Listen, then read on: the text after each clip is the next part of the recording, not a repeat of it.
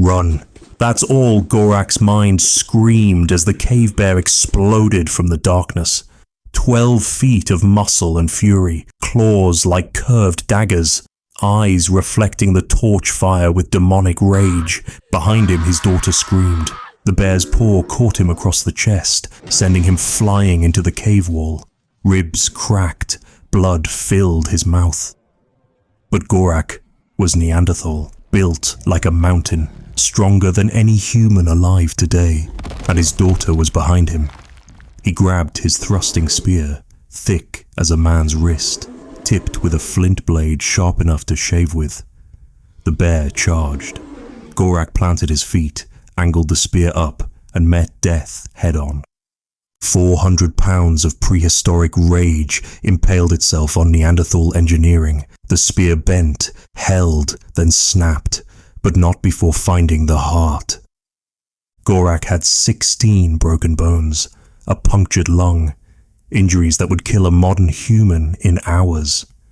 He lived another 30 years. How? How did a people with stone tools hunt woolly mammoths?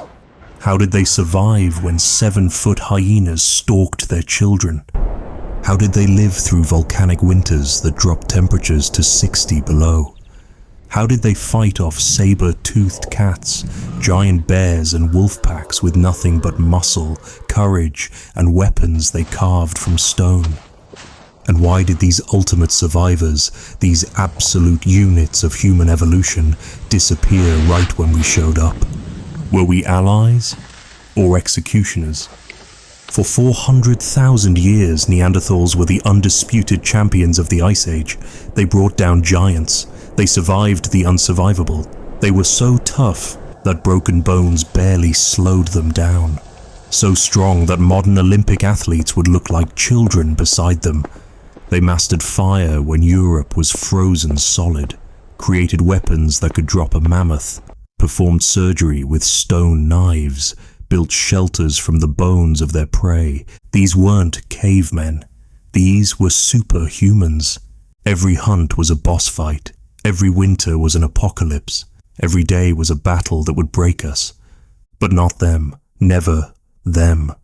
Until one day, they were gone. What the hell happened? Was it the ultimate prehistoric showdown when Homo sapiens invaded their territory? Did we defeat them in brutal combat? Outsmart them? Outbreed them? Or did these warriors who feared nothing that walked the earth meet an enemy even they couldn't defeat? This is their story. Not of primitive creatures struggling to survive, but of the most successful predators our planet has ever produced. Hunters who kill giants with pointed sticks. Warriors who laughed at wounds that would cripple us. Survivors who conquered a frozen world with nothing but strength, intelligence, and absolutely zero quit. And the shocking truth about what really killed the unkillable. Welcome to the most violent, brutal, and incredible survival story ever told. The real Game of Thrones had tusks. The woman knew she was dying. Not from the fever that had burned through her body for days, or the cough that brought blood to her lips. She was dying because she was the last of her kind in this cave that had sheltered her people for 1,000 generations. Outside, snow fell on the Gibraltar cliffs, just as it had every winter of her 42 years. But this winter was different.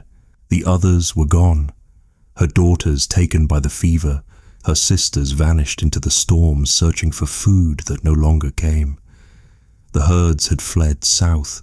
The berries had failed to grow. Even the sea, always generous with its shellfish and seals, had turned cold and barren. She pressed her hand against the cave wall, feeling the grooves where countless hands had touched before hers. Here, her grandmother had painted the red deer.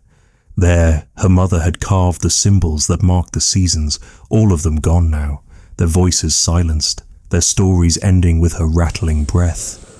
But we know her story didn't truly end in that Gibraltar cave 28,000 years ago, because 3 weeks before she died, a group of tall, slim strangers had passed through the valley below. Among them walked a young woman whose grandmother had been different, stockier, stronger, with eyes that held a different kind of knowing. That young woman carried something precious in her blood, genes that would travel across continents and through millennia, genes that would help her descendants survive new plagues, adapt to strange climates, and build civilizations in places the last Neanderthal could never have imagined. Today, if you have European, Asian, or Native American ancestry, you carry between 1 and 4% of that dying woman's legacy in every cell of your body. Her people's genes influence how you respond to viruses, how your skin reacts to sunlight, even how your brain processes pain. The last Neanderthal may have died alone, but she didn't disappear. None of them did.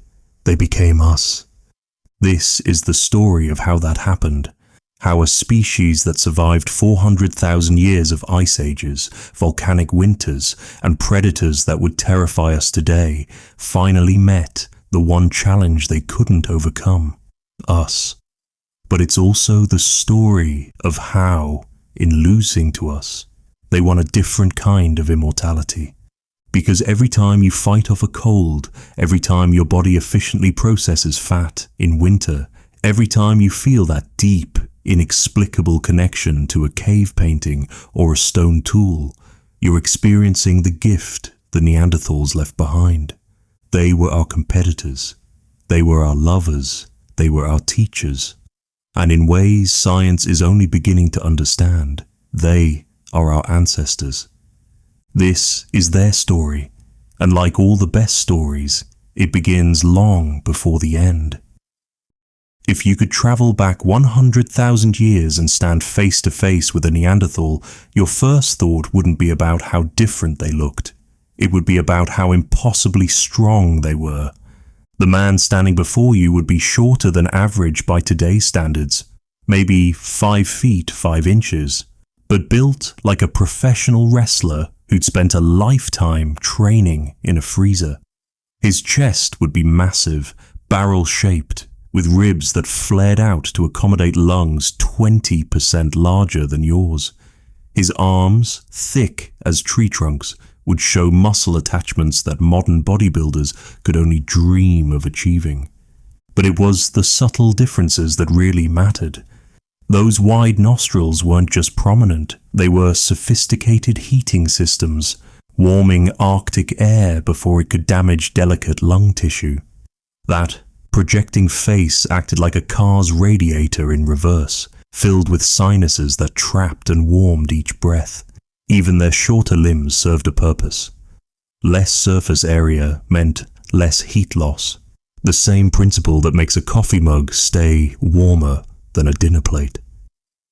They were the Ferraris of the Ice Age, explains paleoanthropologist John Hawkes. Every single adaptation was precision engineered for their environment. The numbers tell an extraordinary story. A typical Neanderthal male weighed around 185 pounds, but that weight was distributed completely differently than ours. Where modern humans average about 29% muscle mass, Neanderthals pushed 40 to 45%. Their bones were 40% thicker than ours, with walls dense enough to snap a modern surgical saw. But perhaps most remarkably, their hands tell us they were far from the clumsy brutes of popular imagination. Those powerful fingers, with thumbs longer and stronger than ours, could exert crushing force when needed. Yet the same hands created delicate jewelry from eagle talons, painted intricate symbols on cave walls, and played what might have been humanity's first flutes. Women were built just as powerfully as men, though slightly smaller. A Neanderthal woman would have made today's Olympic athletes look fragile. Chemical analysis of their bones shows they were every bit as active as males, hunting the same dangerous prey, traveling the same brutal distances, surviving the same impossible odds. Their children grew up faster than ours, reaching full adult brain size by age 5 instead of our leisurely teenage development. By 8, A Neanderthal child would already be learning to hunt mammoth. By 12, they were full members of the hunting party. It was a childhood compressed by necessity, but not without play. We've found toy spears and what might be dolls in Neanderthal sites. This accelerated development came with a cost. Neanderthal mothers needed 5,000 calories a day while nursing, nearly double what modern mothers require. In a world where every calorie had to be hunted, gathered, or scavenged, this massive energy requirement shaped everything about their society. Yet for 400,000 years, these adaptations worked perfectly. The Neanderthals weren't just surviving in Ice Age Europe. They were thriving. Their bodies were masterpieces of evolution, shaped by hundreds of thousands of years of natural selection into perfect cold weather survival machines. But perfection for one environment can become a prison when that environment changes, and change was coming, carried in the slender bodies of a very different kind of human walking north from Africa. The attack came at dawn, when the mist still clung to the valley floor. 13 members of the clan were in the cave, 3 adult men, 4 women, 3 teenagers, 2 children, and baby Pila, barely old enough to crawl. They never had a chance. The strangers fell upon them with a fury born of desperation, stone axes rising and falling until the screaming stopped. But this isn't just another tale of prehistoric violence. This is the story of the El Cidron family, and what their bones revealed would revolutionize our understanding of Neanderthal society. Found in a Spanish cave in 1994, these 13 individuals died together around 49,000 years ago. But it was what geneticist Carles Lalueza-Fox discovered in 2010 that made them famous. Through painstaking DNA analysis, he uncovered something remarkable. These weren't random individuals who happened to share a cave. They were a family. All 7 males, from the adult men down to the children, shared identical mitochondrial DNA inherited from their mothers. They were brothers, cousins, uncles, and nephews. But the adult women each carried different mitochondrial signatures. They had come from other clans. It was like looking at a family photo album written in DNA, Lalueza-Fox explains. The men stayed where they were born. The women came from outside to join them. This pattern, called patrilocality, revealed a sophisticated social structure. Neanderthal women, likely in their teens, would leave their birth families to join their mates' clans. It was a system that prevented inbreeding while maintaining territorial stability. The men knew every rock, every hunting ground, every seasonal change in their homeland because their fathers and grandfathers had taught them. The women brought new genes, new knowledge, perhaps new technologies from their birth clans. But the El Cidron family showed us something even more profound. Analysis of their bones revealed chronic malnutrition. Their teeth showed growth interruptions from repeated periods of starvation. Yet they had survived these hardships together for years. When food was scarce, they shared what little they had. When children went hungry, adults went hungrier. When the baby cried, someone always had enough energy to comfort her. They were barely surviving, but they were surviving together. The bones tell other stories too. One teenager had a painful tooth abscess that would have made eating agony. Yet he was well nourished, meaning someone, probably his mother, had been mashing his food for him. An adult male had an injured shoulder that never properly healed. He couldn't have thrown a spear or carried heavy loads, but he was just as well fed as the others. In their final moments, the family was together. The children's bones were found near the women's, as if they'd tried to shield the young with their bodies. The men were scattered near the cave entrance. They'd tried to fight. The attackers butchered them with the same stone tools they would have used on reindeer or horses. Cut marks on the bones, cracked open for marrow, tell us this was cannibalism born of desperation. Another clan, perhaps, driven to the ultimate taboo by starvation.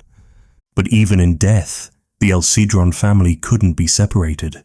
Their bones remained tangled together, a testament to bonds that transcended death. 13 individuals who lived, loved, struggled, and died as one. They show us that Neanderthals weren't so different from us, says archaeologist Antonio Rosas. They had families, they had love, they had loyalty that lasted until the very end. And in their DNA, frozen in time, we can still read the story of a social system so successful it lasted 400,000 years. Until the day it didn't. The flame had been burning for 300 years. In the cave known as Abri Romani, nestled in the cliffs of northeastern Spain, generations of Neanderthals had kept the same fire alive through summers and winters, births and deaths, feast times and famines. They fed it with pine branches when the forests were lush, with bones when wood was scarce, with dried grass when nothing else remained. This wasn't just a fire, it was the heart of their world. Fire wasn't just a tool for Neanderthals, explains archaeologist Josep Valverdú, who excavated the site. It was the center of their social universe. Everything important happened around that flame. The evidence at Abri Romani is staggering. Over 200 distinct hearths have been found, layered one atop another like a timeline written in ash. Some are massive communal fires that could have warmed 30 people. Others are small, personal flames, what researchers call sleeping fires, positioned exactly where someone would want warmth through a cold night. But the Neanderthals' mastery of fire went far beyond simply keeping warm. By 400,000 years ago, they had already discovered that different woods burned differently. Pine for quick, hot flames when cooking, oak for long, steady heat through the night, bones for smokeless fires that wouldn't reveal their position to predators or enemies. At Kesem Cave in Israel, researchers found evidence that shocked them. Neanderthals 400,000 years ago weren't just using fire. They were controlling it with a sophistication we didn't achieve again until the Industrial Revolution. They had created different temperature zones within the cave. Hot areas near 500 degrees Fahrenheit for cooking, warm zones around 200 degrees Fahrenheit for sleeping, cool areas for food storage. They were essentially engineering their living spaces with fire, notes archaeologist Ran Barkai. This isn't primitive, this is brilliant. The cooking revolution changed everything. Raw meat is tough, demanding powerful jaws and hours of chewing. Cooked meat is tender, its proteins already partially broken down. Raw tubers are barely digestible. Cooked ones release their starches, providing quick energy. Fire didn't just make food taste better, it made calories more accessible, freeing up energy that could be used for bigger brains instead of bigger guts. At Shanidar Cave, researchers found something even more remarkable. Evidence of chemistry. Neanderthals were creating birch tar, a complex adhesive that requires maintaining precise temperatures between 340 to 400 degrees Fahrenheit for hours. Too hot and the tar burns. Too cool and it won't form. They were achieving this 200,000 years before humans invented pottery to control the process. But perhaps most remarkably, fire shaped their social lives in ways we're only beginning to understand. At Abri Romani, the hearths aren't randomly scattered, they're organized. Cooking fires near the cave entrance where smoke could escape. Sleeping fires along the walls. Craft fires for making tools or preparing hides, in specific work areas that remained constant for centuries. Around these fires, knowledge passed from generation to generation. Grandmothers taught children which woods burned cleanest. Fathers showed sons how to bank coals to last through the night. Mothers demonstrated how long to roast a mammoth haunch until the fat rendered just right. The Spanish archaeologist Eudald Carbonell puts it beautifully. When Neanderthals gathered around their fires, they weren't just sharing warmth. They were sharing stories, knowledge, culture. The fire was their university, their library, their television. And when the last Neanderthal fires went out 28,000 years ago, it wasn't because they'd forgotten how to make them. In cave after cave, the final hearths are perfectly constructed, carefully maintained. They knew how to keep the flame alive. What they'd lost was the world that gave it meaning. The mammoth herd moved across the frozen plain like mountains given life. 43 animals, from massive matriarchs to calves barely hip-high to their mothers, following ancient paths worn deep by thousands of generations. They didn't notice the eyes watching from the ridge above. Gorrel studied the herd with the patience of a master. At 35, he was old for a hunter, but his mind held maps of mammoth movement that stretched back to his grandfather's time. He knew this matriarch, the one with the broken tusk. She'd summered at the Salt Lick near the Three Rivers for 20 years. Always took the same path to winter grounds. Always paused at the narrow valley where the stream cut deep. Behind him, 12 hunters waited. Not all were men. Ala and her sister Mora could throw a spear as straight as any male. Young Tarek, only 14 but already strong as a bison, gripped his thrusting spear with white knuckles. This would be his first mammoth. The young bull, Gorrel whispered, gesturing with his chin toward a smaller male lingering at the herd's edge. He limps. They'd been tracking him for 3 days. A festering wound on his rear leg, probably from a cave lion attack, had slowed him just enough. Still dangerous, even a wounded mammoth could crush a hunter like dried leaves. But possible. The ambush point lay 2 miles ahead, a narrow defile where the cliffs pressed close and the stream had cut the ground soft and treacherous. Their fathers had killed mammoth there. Their children would too, if the herd survived. Modern archaeology tells us that Neanderthal mammoth hunting wasn't opportunistic. It was systematic. At Spy Cave in Belgium, researchers found the remains of at least 35 mammoths, all killed using the same technique, spears driven between the ribs from below, piercing the heart or lungs. The angle of entry tells us the hunters were underneath their prey when they struck. They were getting close enough to smell the mammoth's breath, explains archaeologist Gerrit Dusseldorp. This wasn't hunting. This was intimate combat. The nutrition numbers explain why they took such risks. A single adult mammoth provided 3,600 pounds of meat, enough to feed a clan of 25 for 2 months. The fat was even more valuable. 400 pounds of high-energy fuel that could be rendered, stored, mixed with dried meat to make pemmican that lasted through the hardest winters. The bones became tools, shelters, fuel. The hide provided leather for a dozen winter coats. The sinew made the strongest thread available. Even the ivory was carved into needles and ornaments. But it was the hunt itself that defined them. At La Côte de Saint-Brelaide on Jersey, Neanderthals drove entire mammoth herds off cliffs in organized kills that required precise timing, deep knowledge of animal behavior, and extraordinary coordination. These weren't the actions of desperate scavengers, but of apex predators who had turned mammoth hunting into a science. Gorrel's band reached the ambush point as the sun touched the horizon. They'd prepared this ground years ago, hidden pit traps covered with branches, escape routes blocked with thorn barriers, spear caches positioned at critical points. Every hunter knew their role. The wounded bull entered the defile, favoring his infected leg. The matriarch trumpeted a warning, but too late. Mora and another hunter burst from cover, shouting and waving burning brands. The herd panicked, crushing forward.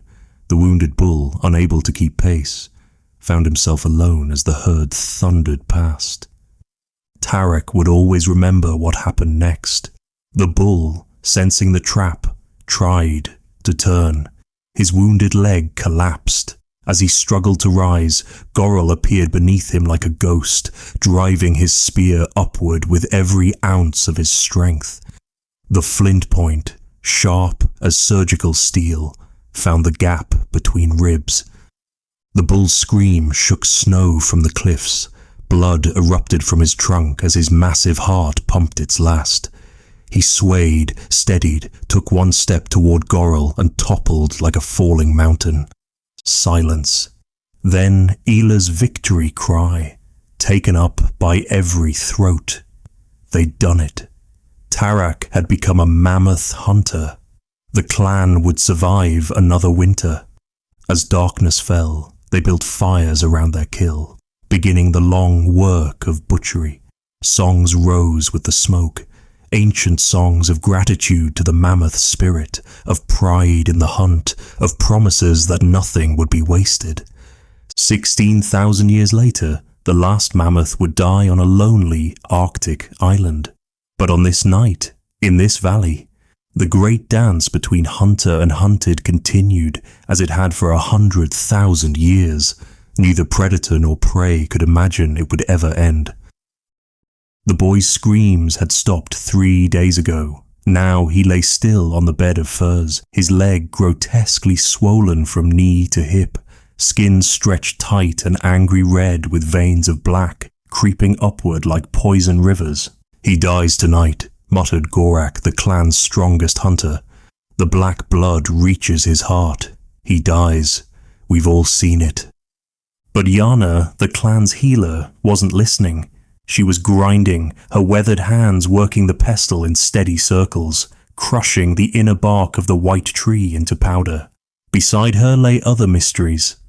The grey mould scraped from certain damp rocks, the bitter root that made wounds close clean, the yellow flowers that brought down fever.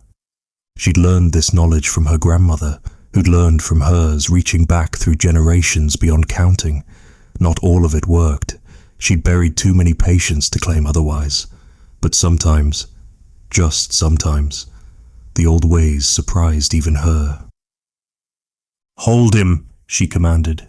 What happened next would have seemed impossible to archaeologists just decades ago, but chemical analysis of Neanderthal dental plaque has revealed they were sophisticated healers, using natural antibiotics and painkillers in ways that wouldn't be rediscovered until modern times. At El Sidron Cave in Spain, researchers found a young Neanderthal who'd suffered from a painful dental abscess.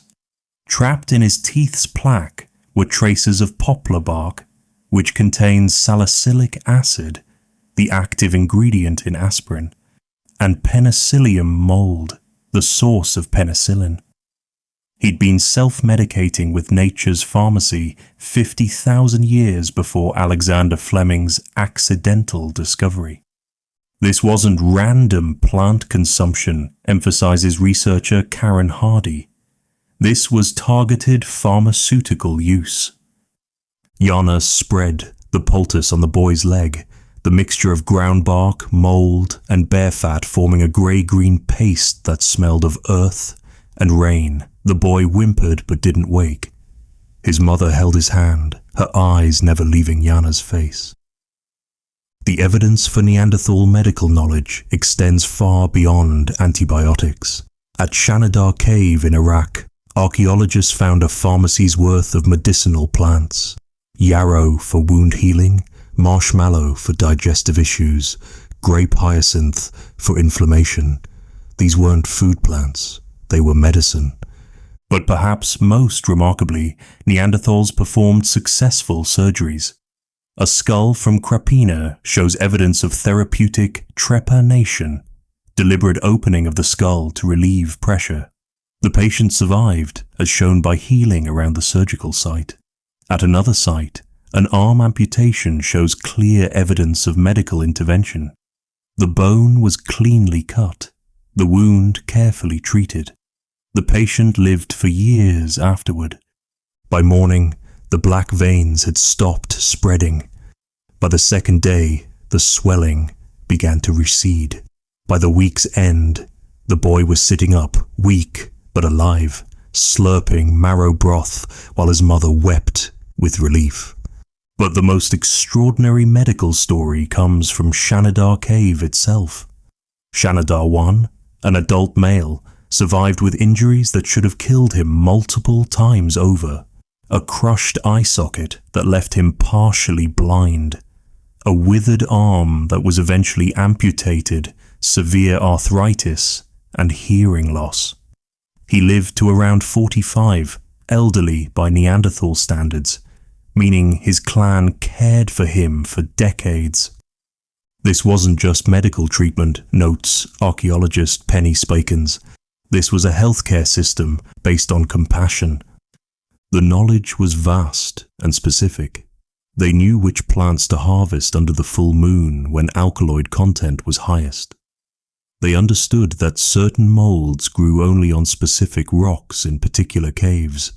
They recognized that honey could prevent wound infection, that certain clays could draw out poison, that steam from boiling herbs could clear congested lungs. They set broken bones. We find healed fractures perfectly aligned. They developed splints from wood and leather. They even understood physical therapy, where patterns on healed injuries show patients were kept mobile during recovery. Jana lived to train 3 apprentices in her knowledge. Her treatments saved dozens of lives, from hunters gored by aurochs, to children burning with fever, to women struggling through difficult births. She couldn't save everyone. Neanderthal cemeteries show they mourned many early deaths. But she and healers like her gave their people something precious: hope. When modern humans arrived in Europe carrying new diseases, Neanderthal healers faced challenges their ancient pharmacy couldn't meet. Plagues that barely sickened the newcomers devastated Neanderthal clans. All their knowledge, accumulated over thousands of generations, couldn't combat pathogens their immune systems had never encountered. But before they vanished, they passed some of that knowledge on. Even today, traditional healers in remote parts of Europe use remedies that echo Neanderthal practices. The willow bark tea your great-grandmother brewed for headaches, the moldy bread applied to wounds, the steam treatments for congestion, all carry whispers of wisdom first discovered by healers like Jana, saving lives in caves lit only by fire. Professor João Zilhão stood in the darkness of Cueva de Ardales, his headlamp illuminating something that would shatter a century of assumptions.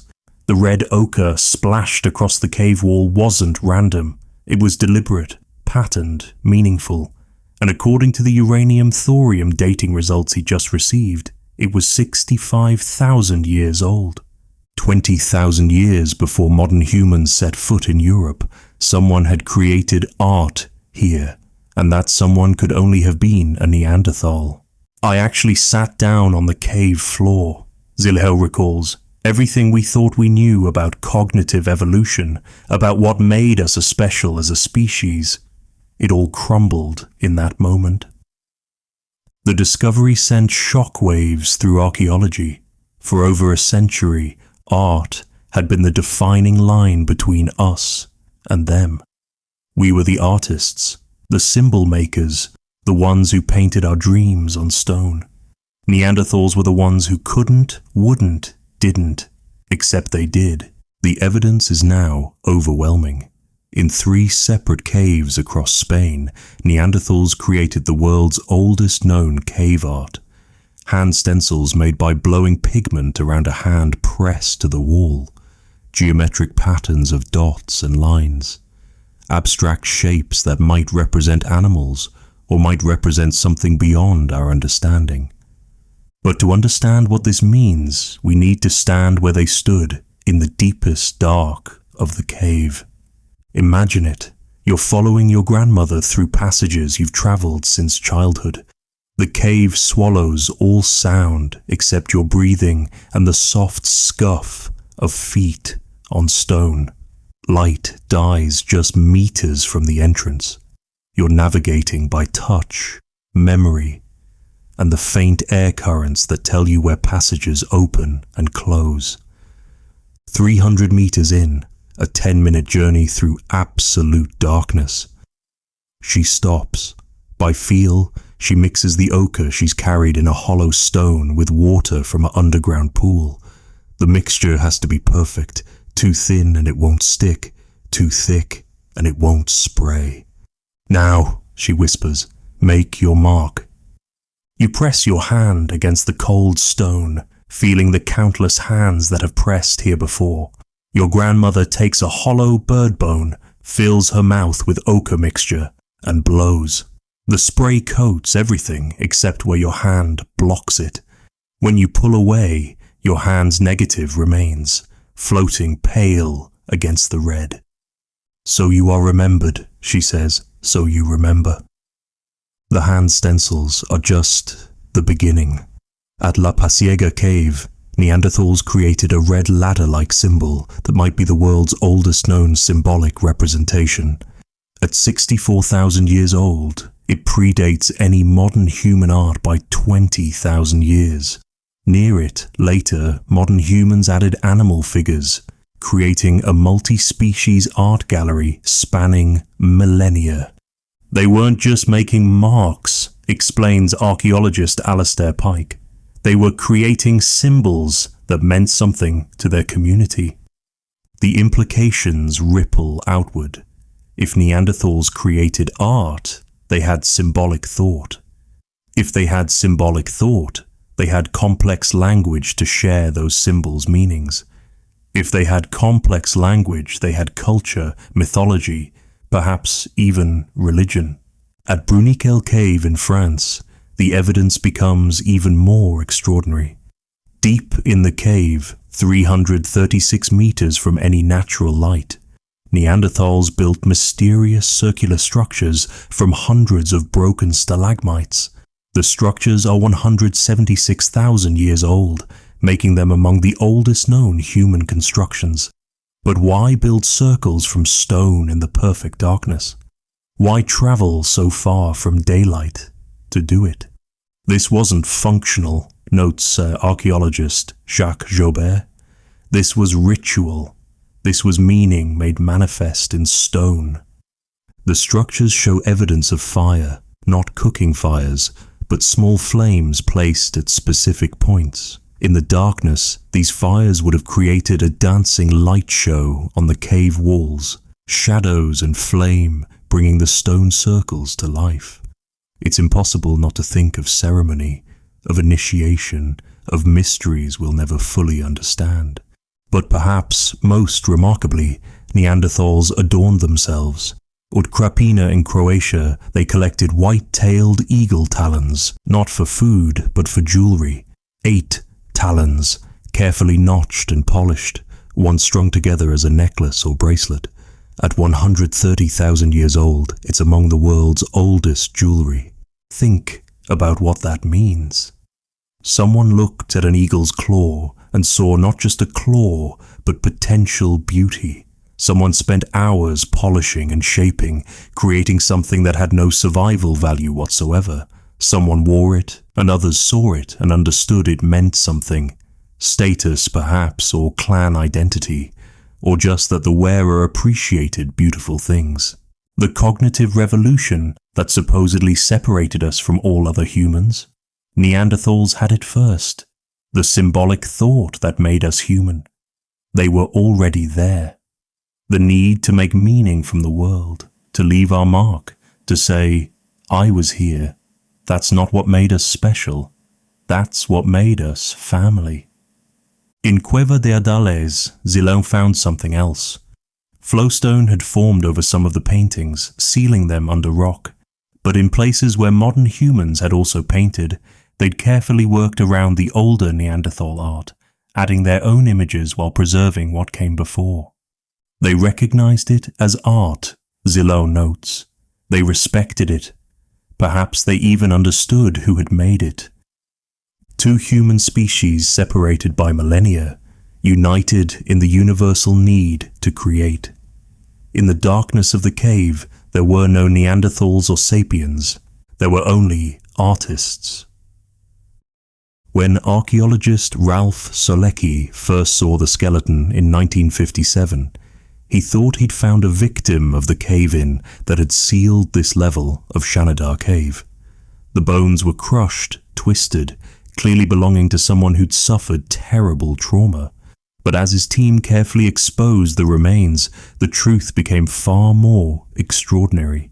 This wasn't a cave-in victim.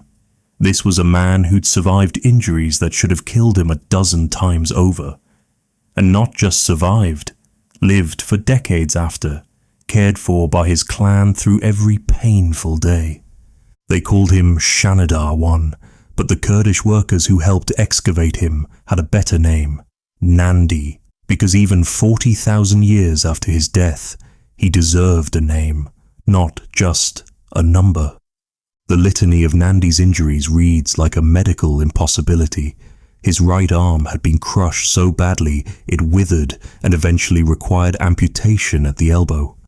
The blow that destroyed his arm had also crushed the right side of his skull, collapsing his eye socket and leaving him blind. In that eye, he was deaf in one ear from bony growths that had completely blocked the canal. Both legs showed healed fractures. Degenerative joint disease riddled his spine and ankles. By rights, he should have died from any one of these injuries, explains Eric Trinkhaus, who spent years studying Nandi's remains. The fact that he didn't just survive but lived to an advanced age tells us everything about Neanderthal society. Nandi was around 45 when he died, elderly by Neanderthal standards. The wear on his remaining teeth, the arthritis in his joints, the well-healed bones, all spoke of decades lived after his injuries. Decades during which he couldn't hunt, couldn't craft tools, couldn't even feed himself easily with only one functioning arm. Yet, he thrived. Microscopic analysis of his bones shows he was well nourished throughout his life. His remaining teeth, though worn, show no signs of the malnutrition that plagued less fortunate Neanderthals. Someone had been cutting his food for him for decades. Someone ensured he had warm furs in winter, a safe place by the fire, protection from predators he could neither hear approaching nor flee from.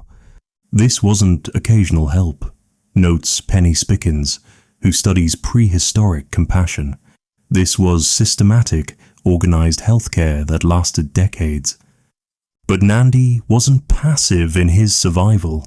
Wear patterns on his remaining arm show he'd adapted remarkably to his disabilities. He'd developed techniques for manipulating objects one-handed, contributing what he could to clan life. Perhaps he minded children while others hunted. Perhaps his one good eye spotted game from the cave mouth. Perhaps his memory held the stories that bound the clan together through dark winters. The amputated arm tells its own story. The bone shows clear evidence of healing, but the angle and nature of the cut suggests deliberate removal. Some archaeologists believe this might be history's first successful surgical amputation. The arm, mangled beyond saving, threatened Nandi's life with infection. Someone, a healer perhaps, or just someone who loved him, made the terrible decision to remove it. Imagine that moment. No anesthesia beyond whatever plant medicines they knew, no sterile surgical tools, no antibiotics. Just stone blades, tremendous courage, and the desperate need to save a clan member's life. They cut through muscle and sinew, cauterized blood vessels, treated the massive wound, and somehow, against all odds, Nandi survived. But the most remarkable evidence comes from Nandi's spine. The degenerative disease would have caused constant severe pain. Every movement would have been agony, yet the wear patterns show he remained mobile, active even. He didn't give up. Neither did his clan. When Nandi finally died from what appears to be natural causes, he was buried with the same care shown to any clan member. No sign that his disabilities made him less valued. If anything, his prominent burial location suggests he was especially honored. Nandi destroys the myth of prehistoric life as brutal and uncaring, Trinkas emphasizes. His survival required a level of community compassion we'd consider remarkable even today. Modern disability advocates have embraced Nandi as history's first documented disabled person. But perhaps more importantly, he's history's first documented community care recipient. Proof that even 40,000 years ago, human worth wasn't measured solely in physical capability. In a world where survival required constant physical effort, where every calorie had to be hunted or gathered, where predators and weather and accident threatened daily death, a clan of Neanderthals decided that Nandi's life had value beyond his ability to contribute economically. They decided that caring for him was worth the cost. They decided that leaving him behind was unthinkable. It's impossible to know what Nandi gave back to his clan in return for their care. Perhaps his knowledge of seasonal patterns saved them from starvation. Perhaps his stories maintained their oral history.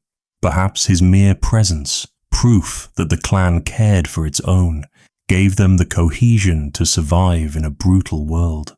Or perhaps he gave them nothing tangible at all. Perhaps they cared for him simply because he was family, and that's what families do. Whatever the reason, Nandi lived. Through pain we can barely imagine, through limitations that would challenge even modern patience, through a world that showed no mercy to the weak, he lived. And in living, he showed us something precious about our Neanderthal cousins. They were human in the ways that matter most. The strangers appeared on the ridge at dawn, silhouetted against a sky the color of blood. Kesh counted them quickly, 12 adults, perhaps 15. Hard to tell with the children darting between the adults' legs. They moved wrong, these newcomers. Too upright, too smooth, like water flowing over rocks instead of the powerful, deliberate stride of real people. Behind him, his clan stirred awake. His brother Thak reached for his spear, but Kesh held up a hand. Wait, watch, learn. The strangers were thin where his people were thick, tall where his people were broad. Their faces seemed naked, small brows, pointed chins, eyes that caught the light differently. But it was their spears that made Kesh's breath catch. Slim, impossibly straight, tipped with stone points so small and delicate they looked like toys. Yet he'd seen what those toy points could do. 3 moons ago, he'd found a red deer dead by the river, one of those impossible spears through its chest. The angle was wrong, not thrust from below like proper hunting, but from far away. Magic, his mother had said. Cowardice, his brother had spat. Now the magic makers were here. This meeting, or one very much like it, happened thousands of times across Europe and Asia as modern humans spread out of Africa. But the most extraordinary evidence comes from Grotte Mandrin, a cave in France's Rhône Valley that perfectly preserves humanity's first confirmed encounter. The archaeological layers tell the story like pages in a book. For thousands of years, Neanderthals lived here, leaving their distinctive Mysterian tools. Then, 56,800 years ago, everything changes. A new layer appears, filled with tiny, precisely made points, unlike anything Neanderthals produced. Modern humans had arrived. But here's the stunning part. They didn't stay. After just 40 years, barely 2 generations, the modern human tools vanish. Neanderthal tools return. For another 12,000 years, it's as if the encounter never happened. This completely rewrites our understanding, explains Ludovic Slimak, who excavated the site. The first modern humans in Europe weren't conquerors, they were visitors who failed. The stranger woman stepped forward, hands empty, palms showing. She made sounds, liquid, musical, nothing like proper speech. But her intent was clear. Peace, trade, talk. Kesh's mother, old Yana, surprised everyone by walking out to meet her. The two women circled each other like wary wolves, taking in details. The stranger wore furs, but sewn so fine, the stitches were invisible. Shells hung from her neck. Shells from a sea none of them had ever seen. She smelled wrong too. Not bad, just different. Then the stranger did something extraordinary. From a pouch at her waist, she produced a piece of stone unlike anything Kesh had seen. Black as night, sharp as winter wind, it caught the light like frozen water. She held it out to Yana, a gift. The genetic evidence tells us these encounters weren't always peaceful, but remarkably, violently, intimately, our species mingled. Every non-African human alive today carries the proof in their DNA, between 1 and 4% Neanderthal genetics, inherited from unions that began in these first meetings. Recent research narrows down when this happened. Between 50,500 and 43,500 years ago, with a peak around 47,000 years ago. For 7,000 years, two human species shared territories, traded, fought, and loved. But the initial meetings must have been staggering in their strangeness. Imagine seeing someone almost like you, but not quite, close enough to recognize as human, different enough to be alien, like looking in a funhouse mirror that reflects something familiar yet fundamentally other. Days passed. The strangers made camp visible from the cave but carefully distant.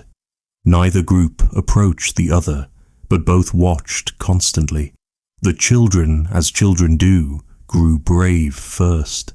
A stranger boy wandered too close to the cave, and Thak's daughter offered him a honey cake. He took it, smiled, and that smile was perfectly, universally human. Slowly, carefully, the groups began to interact. The strangers had things the clan wanted, those impossible black stone blades, shells that sang when blown through, stories told in pictures scratched on bark. The clan had things the strangers needed, knowledge of where the herds wintered, which plants healed and which killed, how to survive when the ice winds came.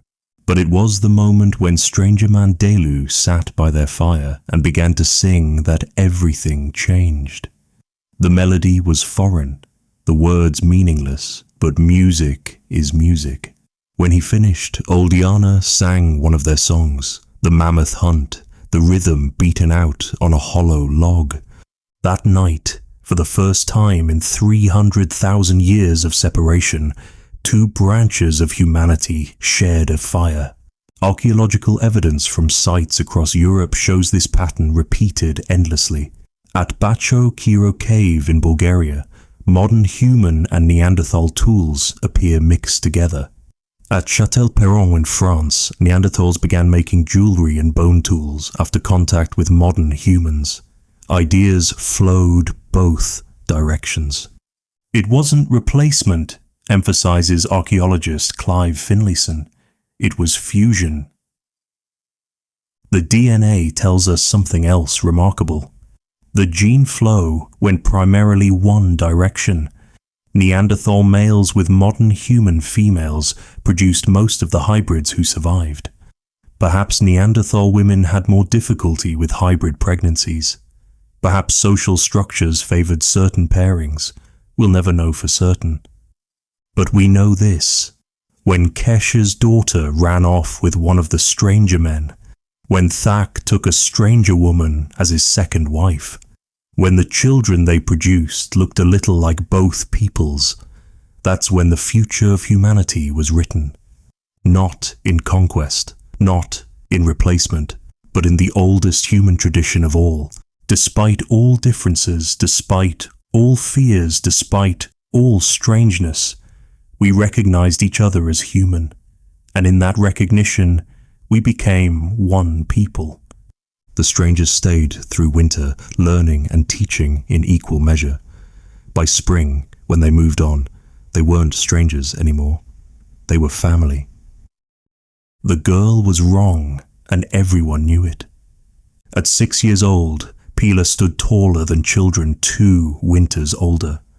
Her face carried her mother's sharp features, the pointed chin, the high forehead, but her body was her father's, thick with muscle that shouldn't exist on a child. She could throw stones farther than boys twice her age, but her fingers were too clumsy for the fine beadwork the other girls mastered easily.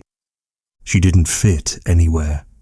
Too different for her mother's people, who whispered about the half-blood when they thought she wasn't listening. Too strange for her father's clan, who loved her but looked at her with eyes full of worried confusion. Even her own body seemed at war with itself, growing too fast in some ways, too slow in others. Pila was a hybrid, a child of 2 humanities, and 45,000 years ago, she was far from alone. The archaeological evidence for these first-generation hybrids is written in bone. At Oase Cave in Romania, scientists found a jawbone that made them question everything.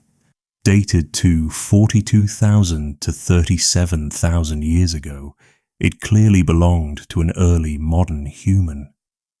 But the features were wrong. Too robust, teeth too large, jaw too powerful. When they extracted DNA, the truth was stunning. This individual, named Oase 1, was 6 to 9% Neanderthal. His great-great-grandfather had been a full Neanderthal. He was one of Pila's people, caught between worlds. We used to think hybridization was rare, explains geneticist Xiaomei Fu. Now we know it was the rule, not the exception. For thousands of years, hybrid children like Oase 1 were being born across Eurasia. But what was life like for these children?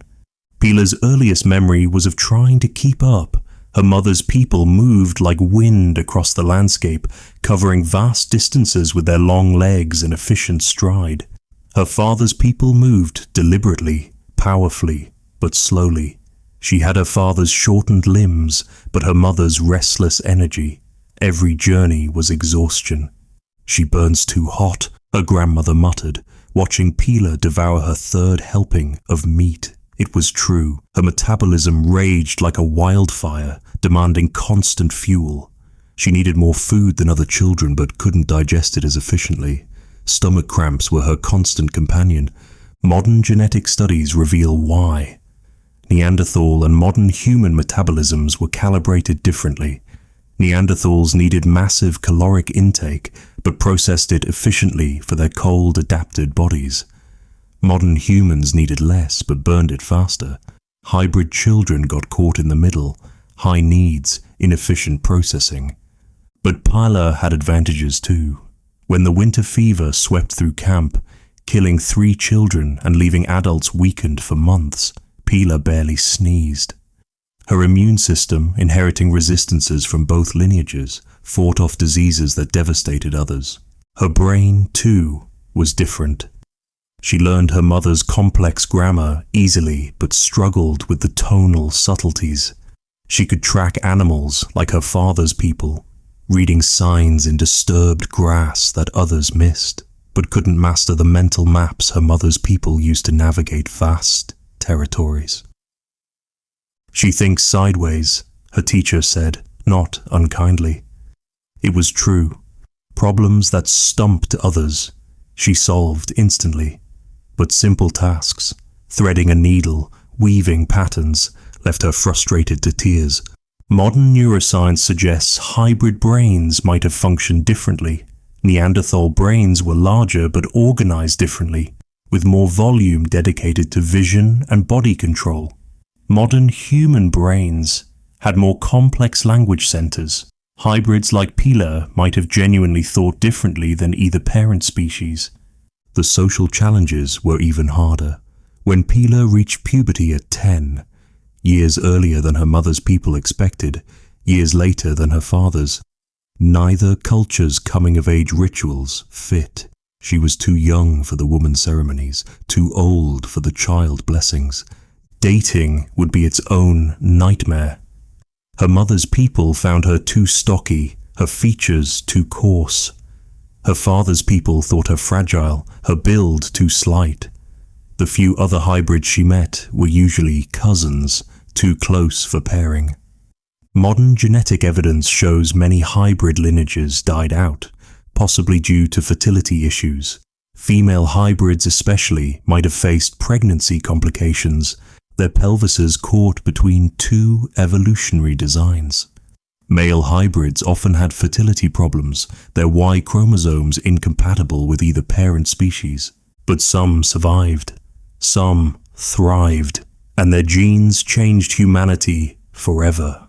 When Pila finally found a partner, another hybrid from a clan 3 valleys over, their children surprised everyone.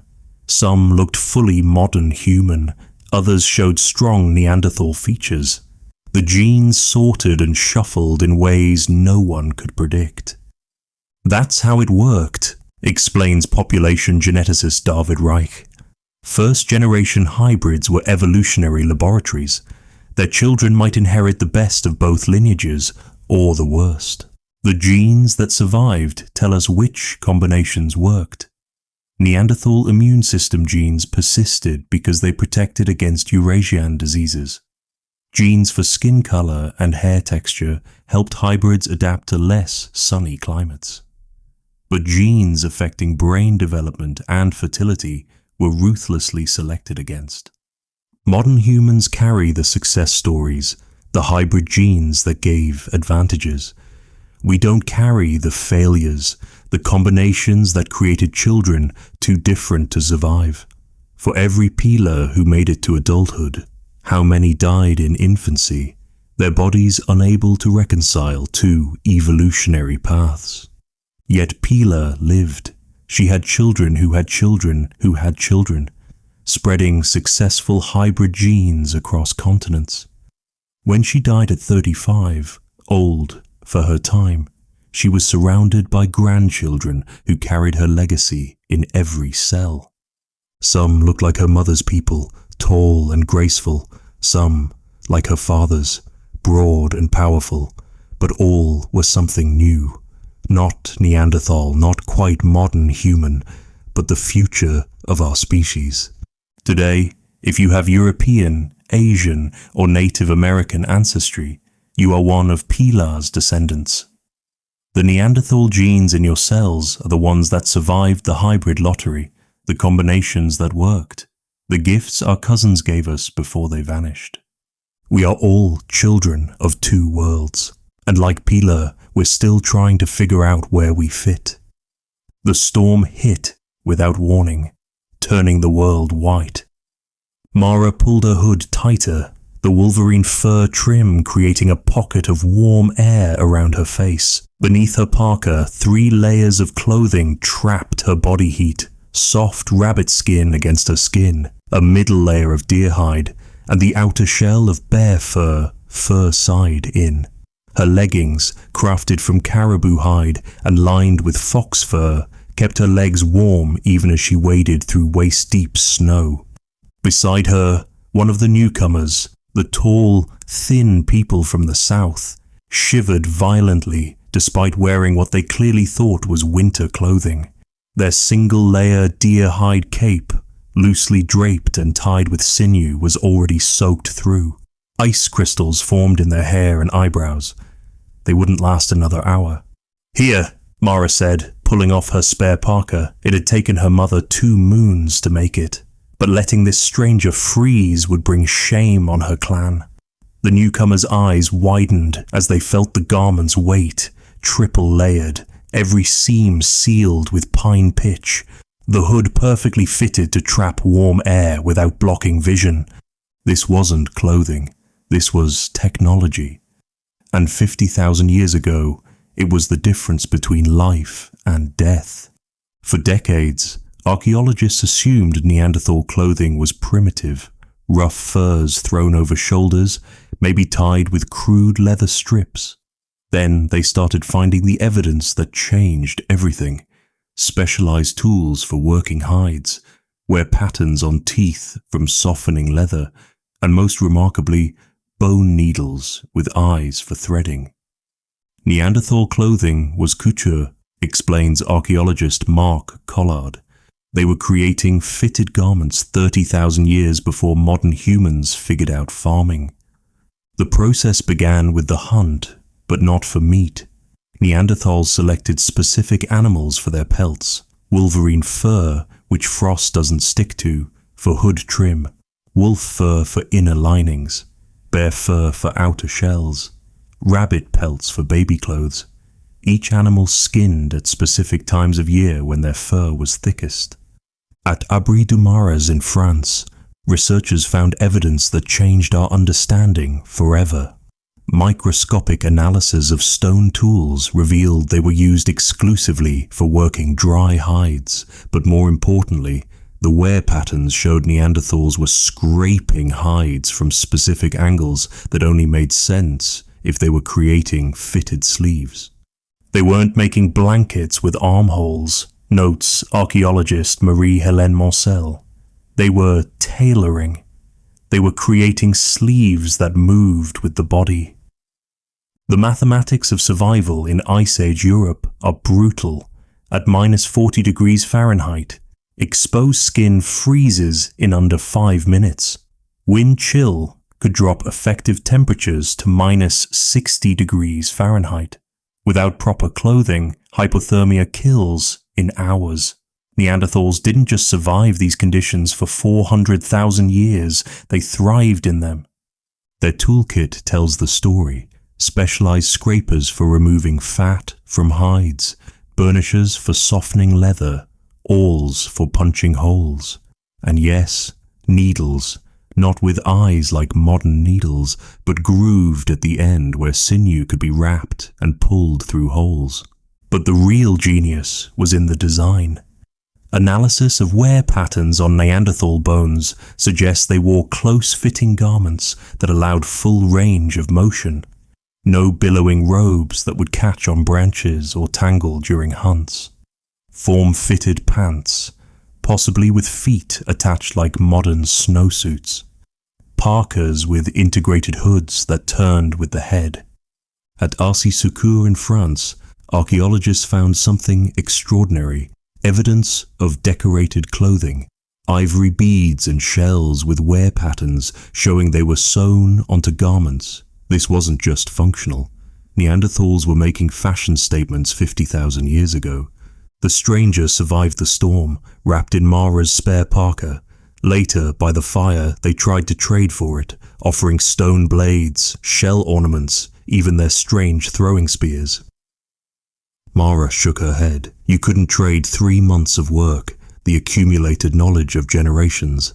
Instead, she did something better. She taught them. Modern experiments show it takes 60 to 80 hours to create a full set of Neanderthal winter clothing using their tools. First, carefully skinning the animal to preserve the hide's integrity. Then, days of scraping, each pass removing a paper-thin layer of fat and membrane. Soaking in brains, the lipids perfectly formulated to penetrate and preserve the hide. Smoking over specific woods to make it water-resistant. But that was just preparing the materials. The real skill came in the construction, cutting pieces that used every inch of valuable hide, sewing seams that wouldn't leak heat, creating joints at shoulders and elbows that allowed movement without tearing, adding toggles and ties that could be operated with mittened hands. It's engineering, emphasizes archaeologist Nathan Wales. They were solving complex three-dimensional problems with stone tools and sinew. The mittens alone were masterpieces: 2 layers, an inner liner of rabbit fur, an outer shell of bear or wolf hide. A sinew cord connected them and ran up through the sleeves so they couldn't be dropped and lost in a blizzard. The palms were reinforced with extra leather for gripping tools. Footwear was equally sophisticated. Multiple layers starting with grass or fur insulation wrapped in soft leather, covered with a tough outer sole. Some evidence suggests they even created crampons, bone or antler spikes attached to soles for walking on ice. This clothing technology explains something crucial: how Neanderthals survived in places modern humans couldn't reach for another 20,000 years. When modern humans first entered Europe, they died in droves during harsh winters. They had to learn cold weather clothing from the masters who'd perfected it over millennia. The knowledge transfer happened slowly, imperfectly. Early modern human sites in Europe show a gradual adoption of Neanderthal clothing techniques, but they never quite match the originals. Even today, traditional Arctic clothing follows principles Neanderthals pioneered 100,000 years ago. When the last Neanderthals died out, this knowledge almost vanished with them. But fragments survived, passed down through hybrid children who remembered their grandmother's sewing techniques. In remote corners of Siberia and the Arctic, indigenous peoples still use methods that echo Neanderthal innovations. Every time you zip up a parka, you're using technology that began with people like Mara, who understood that in the battle against cold, engineering beats endurance every time. The smell hit you first, rich, complex, mouth-watering. Smoke mixed with roasting meat, but underneath, something more subtle. Herbs, wild garlic, the earthy sweetness of roots caramelizing in the coals.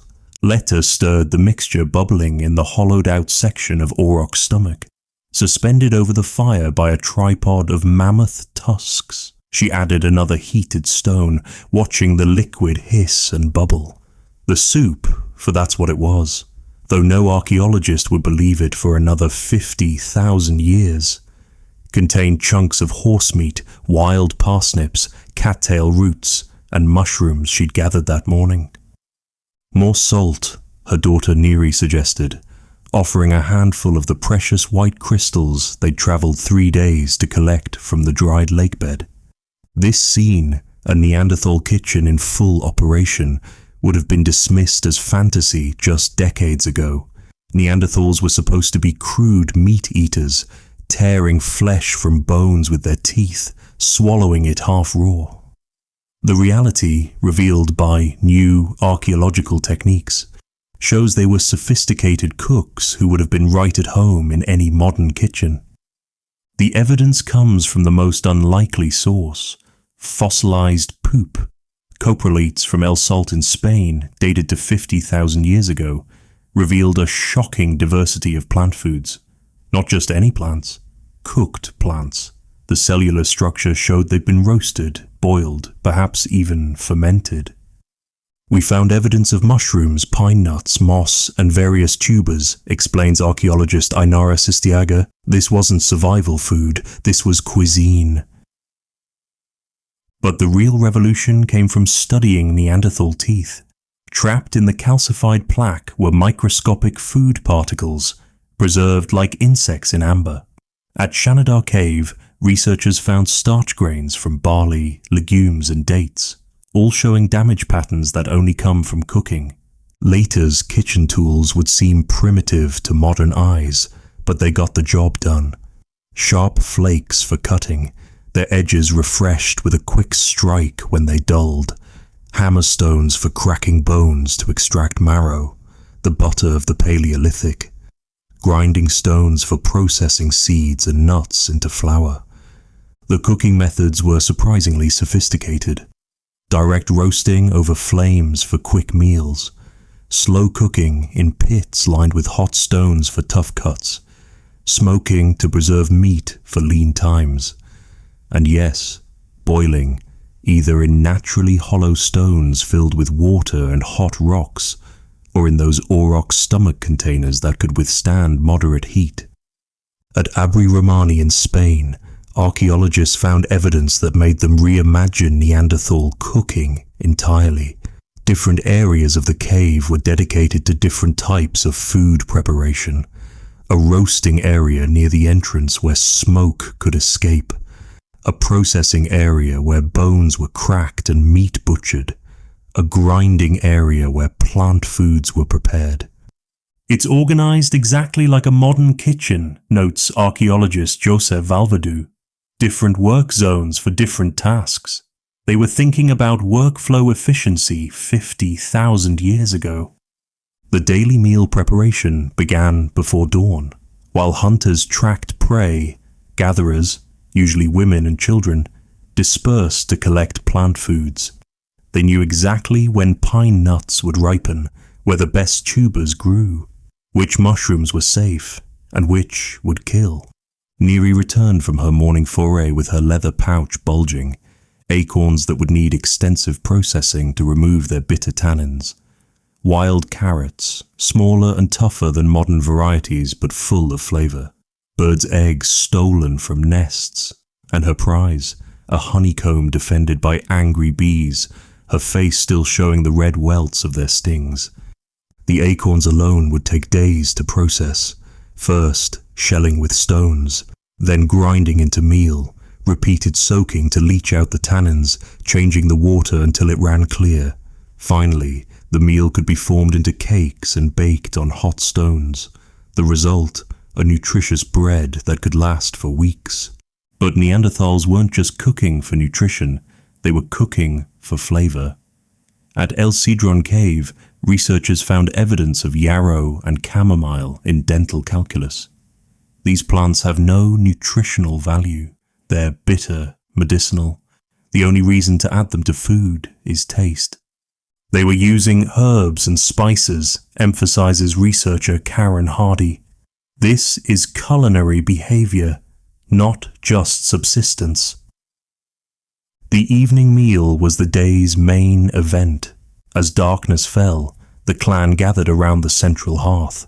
The soup had been simmering for hours, the tough horse meat now tender enough to fall apart. Later added the final touches, wild onions for bite, mint leaves for freshness. The serving was as important as the cooking.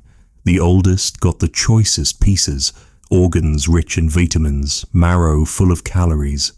Pregnant women received extra portions. Children got softer pieces, pre-chewed if necessary. Everyone ate from shared containers, reinforcing social bonds with every meal. But perhaps most remarkably, Neanderthals understood food safety. Cooking areas were kept separate from living spaces. Bones and food waste were disposed of away from sleeping areas. At some sites, they even burned their garbage, perhaps to avoid attracting scavengers, or perhaps because they understood the connection between waste and disease. The most touching evidence comes from dental wear patterns. Elderly Neanderthals with worn or missing teeth show signs of eating soft foods, soups, stews, mashed vegetables. Someone was modifying their cooking to help clan members who could no longer chew tough foods. Modern nutritional analysis of Neanderthal diets reveals they were getting a balanced array of nutrients. Protein from meat, carbohydrates from roots and seeds, fats from marrow and brains, vitamins from organs and plants. Seasonal variation provided different nutrients throughout the year. When modern humans arrived in Europe, they found a population of master chefs who knew every edible plant, every cooking technique, every way to extract maximum nutrition from their environment. The newcomers had their own food traditions, but they learned eagerly from Neanderthal Kitchen wisdom. Today, the paleo diet movement ironically misunderstands what Paleolithic peoples actually ate. Neanderthals weren't just eating meat. They were creating complex, flavorful meals that nourish both body and community. Every shared meal reinforced social bonds, transmitted cultural knowledge, and provided comfort in a harsh world. Later's soup recipe died with her clan, but the tradition of gathering family around food, of taking pride in cooking, of sharing meals as an act of love, that survived. Every time you add herbs to a stew, every time you modify a recipe for someone with dietary restrictions, Every time you gather your family for dinner, you're honoring a tradition that began in Neanderthal kitchens 100,000 years ago. They weren't just feeding bodies, they were nourishing souls. And in that, they were exactly like us. The argument had been going on for 3 days. Gorak insisted the herds would move east this year, following the early thaw. His nephew Thorin disagreed. The bone patterns, the flight of birds, everything pointed west. The clan couldn't afford to be wrong, choose incorrectly, and they'd face starvation. "Listen," old Amma finally said, her voice cutting through the debate like a flint blade through hide. She didn't shout, Amma never shouted, but when she spoke, everyone listened. "In the time of my grandmother's grandmother, when the ice came early and the mammoths vanished." She began to tell the story, her hands moving in precise gestures that accompanied each word. The position of stars, the color of sunset, the behavior of wolves. Details preserved across 5 generations, each word placed exactly where it belonged, creating a map in sound that would guide them to survival. This scene, Neanderthals using complex language to transmit crucial information, would have been scientific heresy just decades ago. Neanderthals couldn't speak, the textbook said. Their throats were wrong, their brains too primitive. They could grunt, maybe gesture, but true language? Impossible. The textbooks were wrong. The evidence started with a tiny bone. In 1989, archaeologists at Kibara Cave in Israel found a Neanderthal hyoid, the delicate bone that anchors the tongue.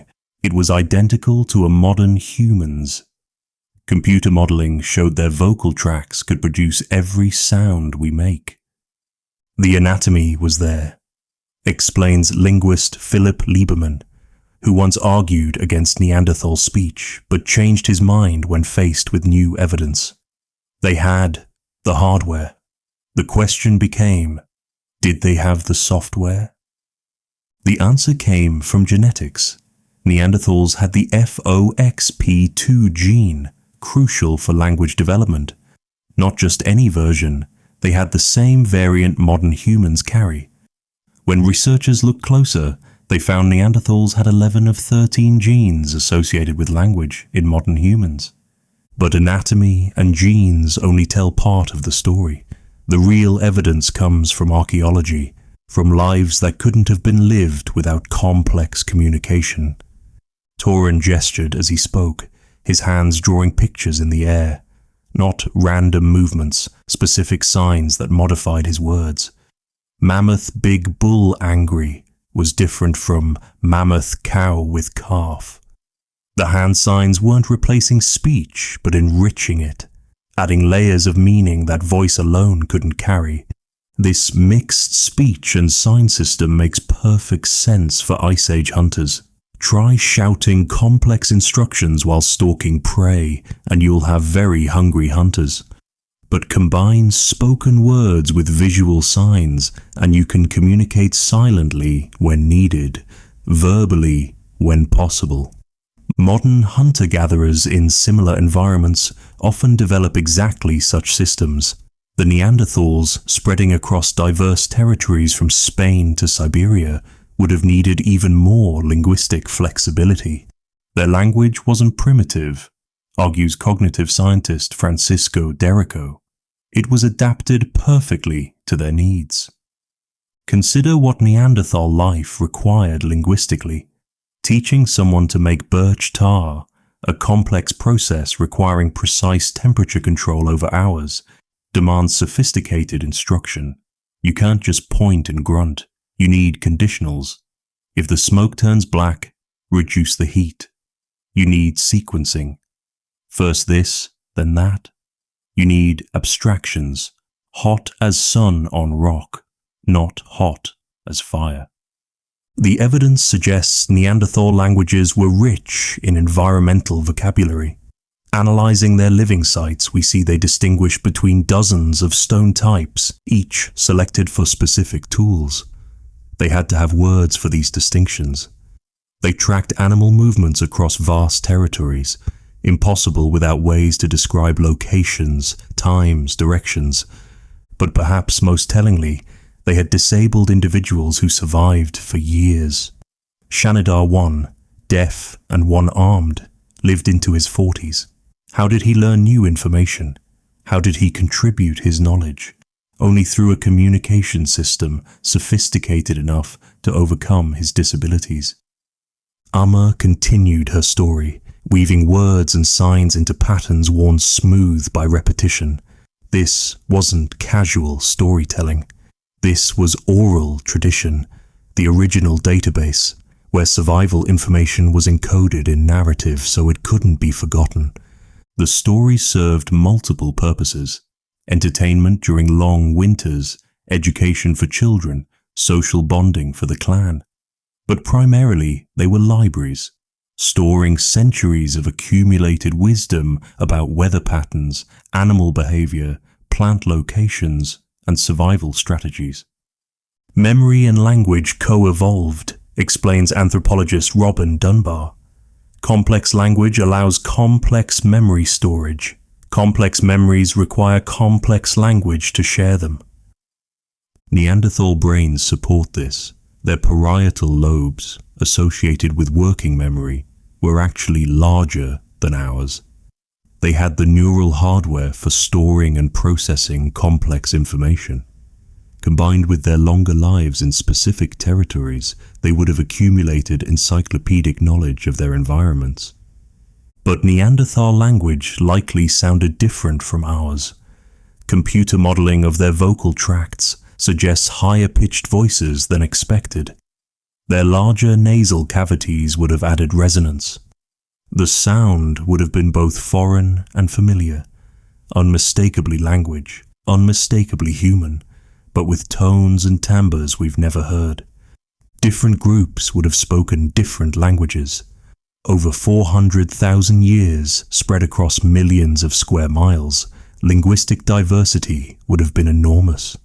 A Neanderthal from Spain meeting one from Siberia might have struggled to communicate verbally, hence the importance of gestural components that could bridge linguistic gaps. When modern humans arrived, communication between species would have been challenging but not impossible. Both sides had sophisticated language abilities. Both used gestures alongside speech. Trade, mating, and cultural exchange required at least basic communication. They had to have worked out pidgin languages, suggests linguist Dan Dediu. Simple communication systems both sides could understand.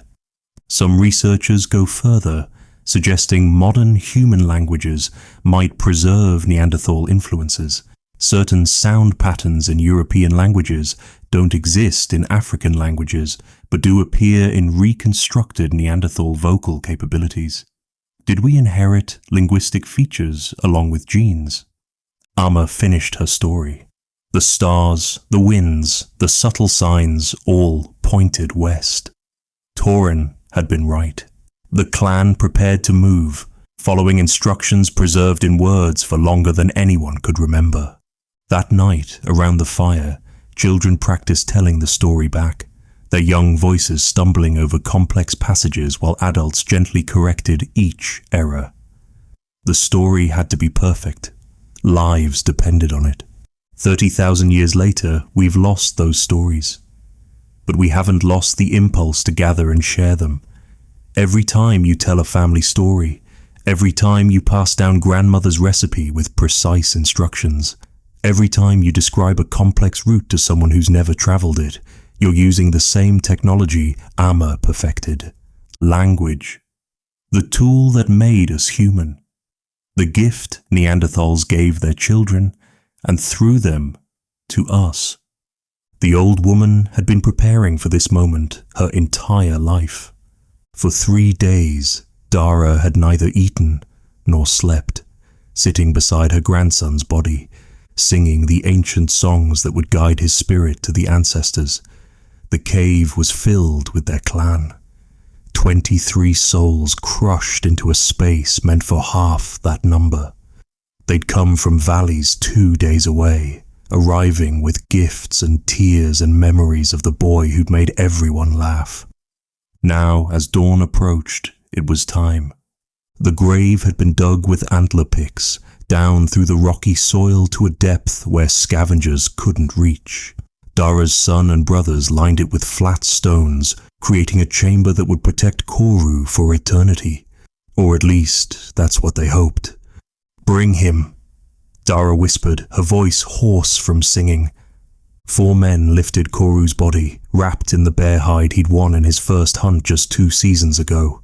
So young, too young. The fever had taken him in days, despite all of Dara's medicines, despite prayers to powers older than memory. They placed him carefully in the grave, positioned on his side with knees drawn up, facing the sunrise. The same position he'd slept in as a baby, curled against his mother. The same position all their people used for the final sleep. Then came the gifts. This moment, a Neanderthal funeral 60,000 years ago, shatters every stereotype about primitive peoples. Death rituals are among humanity's most complex behaviors, requiring abstract thought about mortality, belief in something beyond death, and love that transcends the physical world. For decades, scientists debated whether Neanderthals truly buried their dead, or if skeletons found in caves were just accidental preservations. Then came Shanidar Cave in Iraq, where Ralph Solecki found something that changed everything. 10 Neanderthals, deliberately buried over thousands of years. But it was Shanidar 4 that made headlines worldwide. The soil around the skeleton contained massive amounts of pollen from flowering plants: yarrow, cornflowers, St. Barnaby's thistle, groundsel, grape hyacinth, woody horsetail. The flower people, newspapers called them. Neanderthals who buried their dead with bouquets. Later, analysis complicated the picture. Some pollen might have been brought by rodents, but the careful positioning of bodies, the stone-lined graves, the grave goods, those were undeniably deliberate. Koru's uncle placed the first gift, a perfect flint blade, napped from stone the color of honey. It had taken him days to make it, each flake removed with prayer and precision. A blade for the journey ahead, wherever that might lead. His mother added her gift through tears, a necklace of eagle talons, each one earned through his own hunts. He'd been so proud when he caught his first eagle, spending hours polishing the talons until they gleamed. Then came surprises. His little sister, only 6 winters old, placed her favorite shell in his hand, a treasure she'd carried everywhere. His hunting partner left a piece of ochre, blood red and sacred. Even the clan's dog, confused but sensing the solemnity, dropped a well-chewed bone at the graveside. But Dara had saved the most important gift for last. From her pouch, she withdrew a handful of flowers, preserved by drying but still holding their color. Purple yarrow for healing, yellow groundsel for protection, white cornflowers for remembrance. "These bound your grandfather's wound when he fought the cave bear," she said, sprinkling yarrow. "These eased your grandmother's final pain." Groundsel fell like snow. "These," her voice broke, "these are for love that doesn't die." Modern science reveals how common Neanderthal burials were. At La Ferracie in France, 8 individuals buried over centuries. At La Chapelle au Sein, an elderly man carefully placed in a pit. At Kibara Cave, a deliberate burial with the skull mysteriously removed, perhaps for separate ritual treatment. But it's the child burials that are most heartbreaking. At Dederia Cave in Syria, a 2-year-old buried with a triangular flint placed on their chest. At Roc de Marsal, a 3-year-old in a carefully dug pit. At Mezmaiskaya Cave, an infant just 2 weeks old, buried with the same care as any adult. You don't bury children unless you believe in something beyond death, notes archaeologist Paul Pettit. These aren't disposals, they're expressions of hope. The diversity of burial practices suggests complex beliefs. Some bodies were covered in ochre, staining bones red, perhaps symbolizing blood, life, rebirth. Others were buried with tools, weapons, food. At Cima de las Palomas, bodies were covered with rocks arranged in specific patterns. At Amud Cave, a child was buried with a red deer jawbone placed carefully on the pelvis. But perhaps most remarkably, Neanderthals sometimes reopened graves. At Kibara, someone returned to remove the skull. At other sites, graves were opened and ochre added, or new grave goods placed. The dead weren't forgotten, they remained part of the community. As soil began to cover Koru, each clan member added a handful, speaking his name one last time. Dara sang the final song, the one that sealed the boundary between worlds. The words were older than anyone knew, passed down from grandmother to granddaughter since the beginning of memory. The grave was sealed with heavy stones, arranged in a pattern that would mark this spot as sacred. In years to come, when the clan returned to this cave, they would remember. They would tell stories, they would leave small offerings. But the burial wasn't the end of mourning. For the next moon, the clan would observe taboos. No hunting in Koru's favorite spots. No wearing colors he'd loved. No speaking his name directly. He would be the one who made us laugh, or Dara's grandson, until grief softened enough to say his name without tears. Some archaeologists argue Neanderthal burials were purely practical, protecting bodies from scavengers. But the evidence says otherwise. The careful positioning, the grave goods, the selection of burial sites all speak to something deeper. At La Ferracie, a child was buried with 3 flint scrapers and a stone with cup-shaped depressions, possibly a gaming piece. Who gives a dead child toys unless you believe they'll need them somewhere else? At Teshiktash in Uzbekistan, a 9-year-old was surrounded by ibex horns stuck vertically in the ground, a barrier between the living and dead, or markers for a journey we can't imagine. Death rituals are about the living as much as the dead, explains archaeologist Juan Zillo. They help communities process loss, maintain bonds, continue forward. Neanderthals had all of that. When modern humans arrived in Europe, they found a people who understood death as deeply as they did. Hybrid children would have grown up with funeral traditions from both lineages. Perhaps that's why, even today, we feel compelled to mark graves, leave flowers, speak to those who can no longer hear us. Dara lived another 10 winters, training her daughter in the funeral songs. When her time came, she was buried near Koru, grandmother and grandson together again. The songs continued, passed down through generations until the voices that sang them changed, the words evolved, the melodies drifted. But the impulse remains. Every funeral wreath, every graveside visit, every moment we pause to remember those we've lost connects us to Dara and her people. Death makes us human. How we face it makes us family.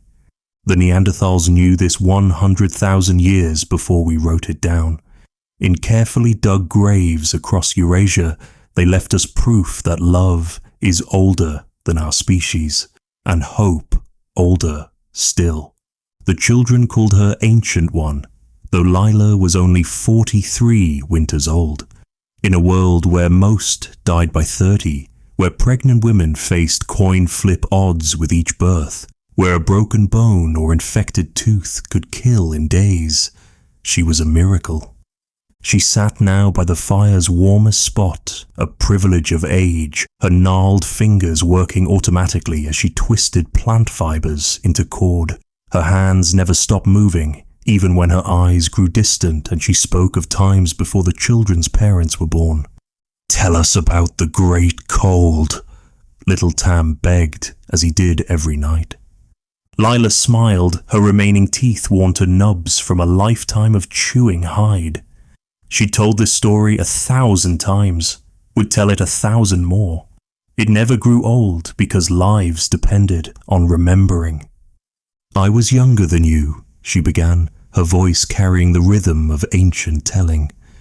The snow came early that year, before the berries ripened, before the salmon ran. By the time we realized this wasn't normal winter, it was too late. Modern science tells us Neanderthal grandmothers, like Lila, were the keys to survival. Post-reproductive females, a rarity in the animal kingdom, existed for a reason. They were living libraries, storing decades of crucial information about rare events, environmental patterns, and survival strategies that occurred too infrequently for younger people to have experienced.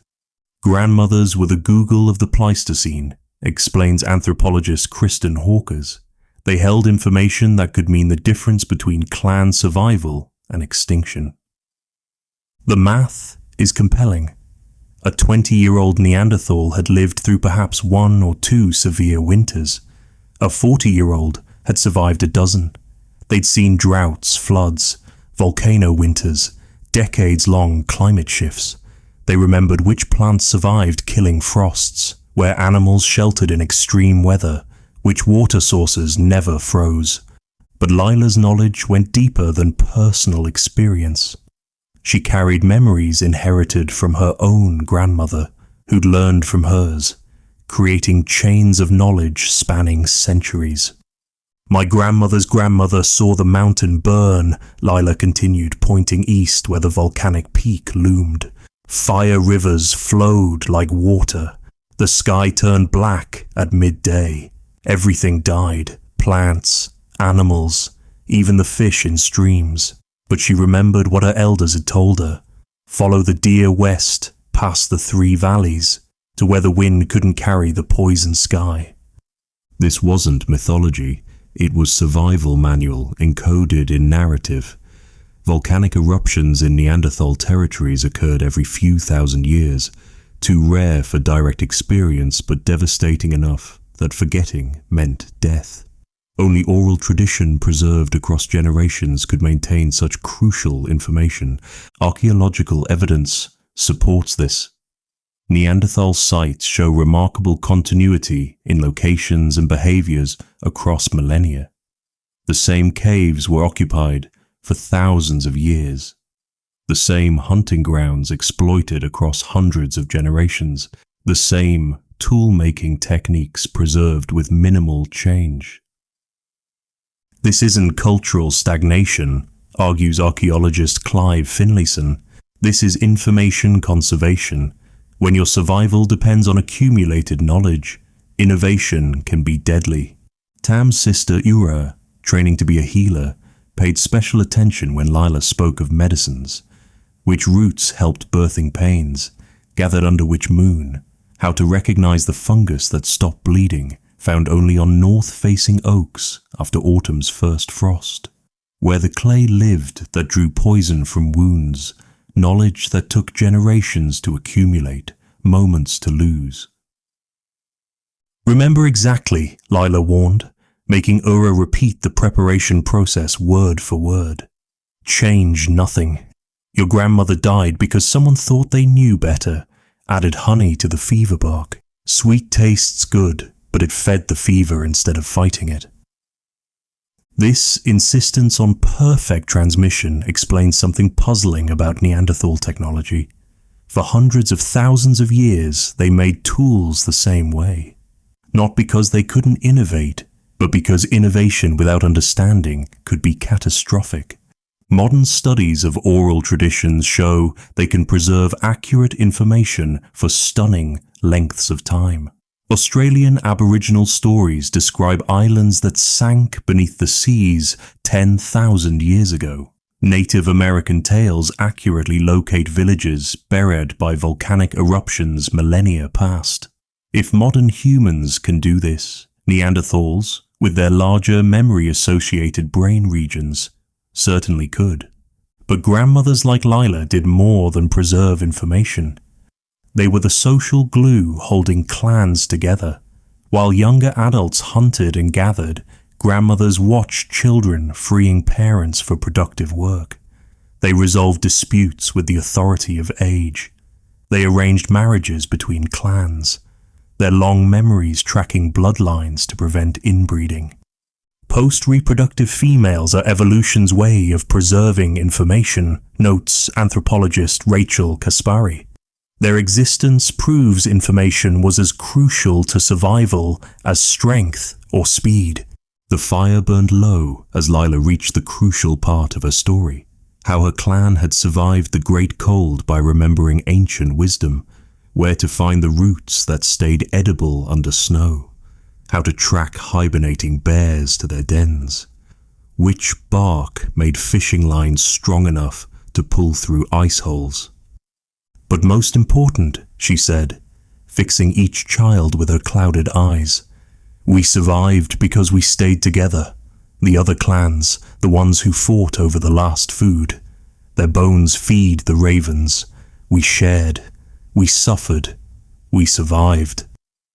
This social wisdom, how to maintain group cohesion under extreme stress, might have been grandmother's greatest gift. Neanderthal sites show little evidence of interpersonal violence compared to later periods. Elderly individuals with severe disabilities were cared for decades. Resources were shared even in scarcity. It takes wisdom to override instinct, explains psychologist Michael Tomasello. To share when you're hungry, to care for someone who can't contribute. That wisdom comes from experience, from knowing that today's burden is tomorrow's salvation. Layla had outlived 3 mates, born 8 children, buried 5. She'd seen her clan grow from 12 to 30, split and reunite, face starvation and feast on plenty. Through it all, she remembered. Not just facts, but feelings. Not just what happened, but why it mattered. As dawn approached and children dozed, Lila's daughter Sarah sat beside her. At 25, Sarah was learning to carry the memories. Each story had to be perfect, each remedy exact, each survival lesson complete. How do you remember it all? Sarah asked, as she had many times before. I don't, Lila admitted. I remember my grandmother remembering. I hear her voice when I speak. One day, you'll hear mine. This transmission of voice, not just information but the way it was told, created unbroken chains across time. Modern neuroscience shows that emotional memory is more durable than factual memory.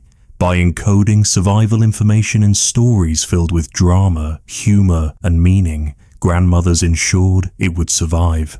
When Lila died the following winter, the clan mourned more than a person. They mourned a library. But Sarah carried forward what she could, adding her own experiences to the accumulated wisdom. The chain continued. Today, we've largely lost this function of elders as information repositories. Google replaced grandmothers. Wikipedia substituted for wisdom. But in times of crisis, pandemics, natural disasters, social upheaval, we still turn to those who remember. My grandmother used to say, begins countless pieces of advice that help us navigate uncertainty. In those moments, we're honoring an ancient contract between generations, one that began with Neanderthal grandmothers who understood that memory meant survival. Every time an elder shares hard-won wisdom, every time experience trumps innovation, every time we value age over youth, we're following patterns laid down by grandmothers like Lila, who kept their clans alive through remembering. They couldn't write their knowledge down. They did something better. They taught us to listen. The stone spoke to Korak before he touched it. 40 years of napping had taught him to read flint like others read weather. This piece, a fist-sized nodule pried from the chalk cliffs that morning, held possibilities. He could see the blade hidden inside, waiting to be freed. One perfect strike in the right place, at the right angle, with the right force, and it would emerge. His apprentice, young Peeler, watched with the intensity of someone who understood she was witnessing magic. Around them, the workshop hummed with activity. 3 other knappers worked their own stones, the rhythmic tap, tap, tap, creating a percussion symphony that had echoed through this cave for 1,000 generations. "See here," Korak murmured, running his thumb along an almost invisible seam. "The stone tells you where to strike. You just have to listen." He positioned the core on his leather-padded thigh, angled just so. The hammerstone, a river cobble worn smooth by countless strikes, fit perfectly in his palm. He breathed deep, visualizing the forces that would ripple through the flint, and struck. The blade fell away like it had been waiting to be born, longer than his hand, thinner than a fingernail, sharp enough to shave with. In that piece of stone lay the power to butcher a mammoth, craft a spear, or save a life with surgical precision. This mastery, previously attributed only to modern humans, is revolutionizing our understanding of Neanderthal intelligence. Recent discoveries show they weren't just competent toolmakers. They were engineers, chemists, and artists working in stone. "We've been looking at Neanderthal tools like they were primitive attempts at what we do," explains archaeologist Marie Seresi, "but they were perfect for what Neanderthals needed. Different doesn't mean inferior." The revolution in understanding began with microscopic analysis. When researchers examined Neanderthal tools at magnifications that revealed individual scratches, they found something astounding. Evidence of hafting, resharpening, and recycling that required long-term planning and resource management. Take the Levallois technique, Korak's specialty. Creating a tortoise-shaped core that would yield predictable flakes required visualizing the end product before the first strike. It's like a chess master seeing checkmate 20 moves ahead. Brain imaging of modern flint knappers shows this activates the same neural pathways as complex mathematics. But Neanderthals went beyond stone. At Schöningen in Germany, wooden spears 300,000 years old revealed sophisticated understanding of aerodynamics. Each spear was carved to position the center of gravity in the front third, the optimal balance for throwing. The wood was carefully selected from slow-growth trees, providing the perfect combination of strength and flexibility. These weren't pointed sticks, emphasizes archaeologist Thomas Terberger. These were precision instruments that required deep understanding of physics, even if they couldn't write the equations. Peeler tried to replicate her master's strike. The blade that fell was adequate, sharp, functional, but lacking the elegance of Korak's. He studied her grip, the angle of her arm, the tension in her shoulder. Too much force, he diagnosed. The stone doesn't respond to violence. Whisper to it. Let it tell you its secrets. This patient teaching, repeated across generations, created technological traditions that lasted millennia. But Neanderthals weren't slaves to tradition. New discoveries show they innovated when necessary, creating specialized tools for specific environments. In coastal areas, they crafted tools from shells when good stone was scarce. In Italy, they developed a unique method of creating thin, sharp flakes by exploiting natural frost fractures in stone. In Eastern Europe, where flint was rare, they learned to work quartzite, a much more difficult material that required entirely different techniques. But the real revolution in Neanderthal technology wasn't what they made. It was what they made it with. Recent chemical analysis revealed Neanderthals were creating complex adhesives 200,000 years ago. Birch bark tar, used to attach stone points to wooden shafts, requires maintaining temperatures between 340 to 400 degrees Fahrenheit for hours. Too hot and it burns. Too cool and it won't form. This is controlled chemistry, notes archaeologist Paul Kozowick. They were manipulating materials at the molecular level. Even more remarkably, they created different recipes for different uses. Analysis of residues from Germany shows at least 3 distinct tar formulations, one for hafting tools, one for waterproofing, one for decoration. They were material scientists experimenting with properties we're only now rediscovering. The workshop's prize creation hung on the cave wall, a blade Korak's grandfather had napped, so perfect it was never used. 30 centimeters long, translucent at the edges, it caught the firelight like frozen flame. It served no practical purpose. It existed purely to show what was possible when skill transcended function. Beauty for its own sake, Korak explained to Pila. When you can make something too perfect to use, then you understand the stone's soul. This aesthetic sense appears throughout Neanderthal technology. Tools made from unusually colored stone, symmetrical hand axes that required far more work than functional ones, crystals and fossils collected and modified, serving no purpose but to please the eye. The technological revolution extended to their use of fire. At Abri du Maraz in France, researchers found evidence that Neanderthals were creating different temperature fires for different purposes. Hot fires for cooking, moderate ones for warmth, smoldering ones for smoking meat. They even used manganese dioxide to lower the combustion temperature of wood, making fire starting easier. They weren't just using technology, emphasizes archaeologist Dennis Sangaith. They were investigating cause and effect, experimenting with materials, building theoretical frameworks for understanding their world. As twilight approached, the knappers cleaned their workspace with practiced efficiency. Every usable flake was sorted by size and quality. Failed pieces were set aside for recycling. The precious cores were wrapped in leather and stored where temperature fluctuations wouldn't crack them. Pila held up her best blade of the day, proud despite its imperfections. Korak studied it, finding things to praise.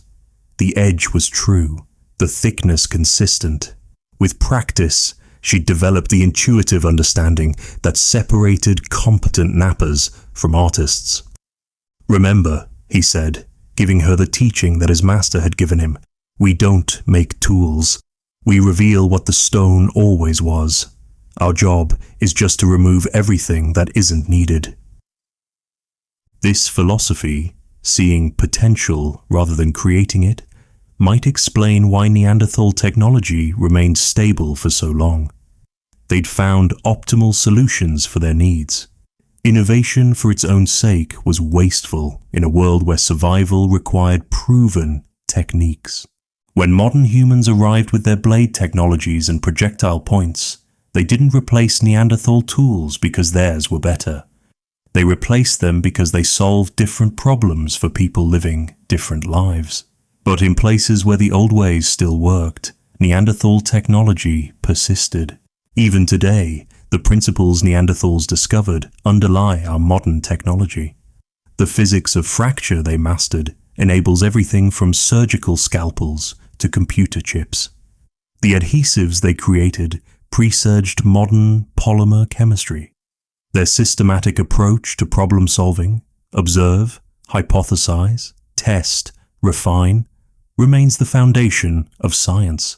Every time we pick up a tool, we're heir to traditions that began with knappers like Korak, who understood that technology isn't about dominating materials.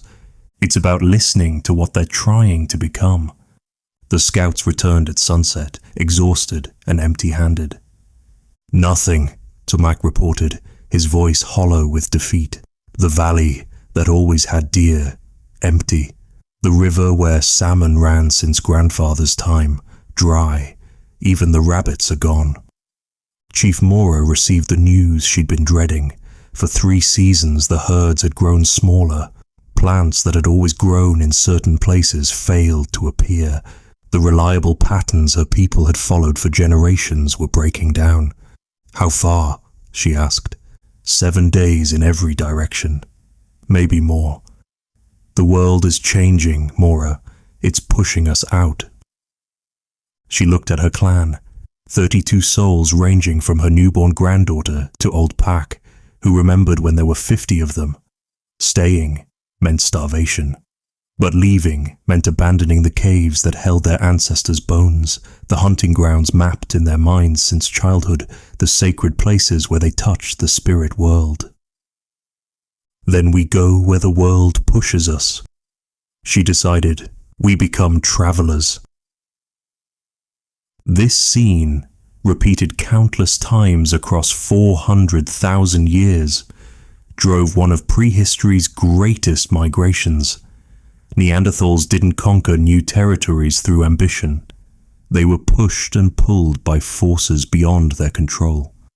Ice ages that made homelands uninhabitable, prey species that migrated beyond reach, climate changes that transformed familiar landscapes into alien worlds. The scale of their journey staggers the imagination. From their origins in Europe, Neanderthals eventually occupied territories from the Atlantic coast of Portugal to the Altai Mountains of Siberia, a distance of over 5,000 miles. They adapted to environments from Mediterranean beaches to Arctic tundra, from dense forests to open steppes. This wasn't a single migration, explains paleoanthropologist Katerina Havati. It was thousands of small journeys over hundreds of thousands of years, each generation pushing a little farther, adapting a little more. The evidence lies in their bones and tools. The earliest Neanderthals, from sites like Cima de los Huesos in Spain, show features still transitioning from their Homo heidelbergensis ancestors.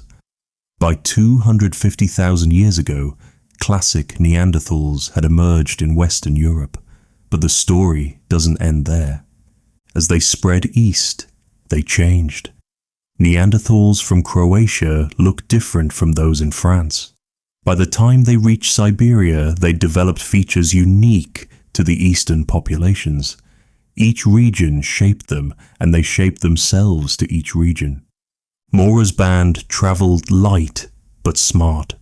Each adult carried tools for making tools, cores that could produce dozens of flakes, hammerstones worn smooth by generations of use.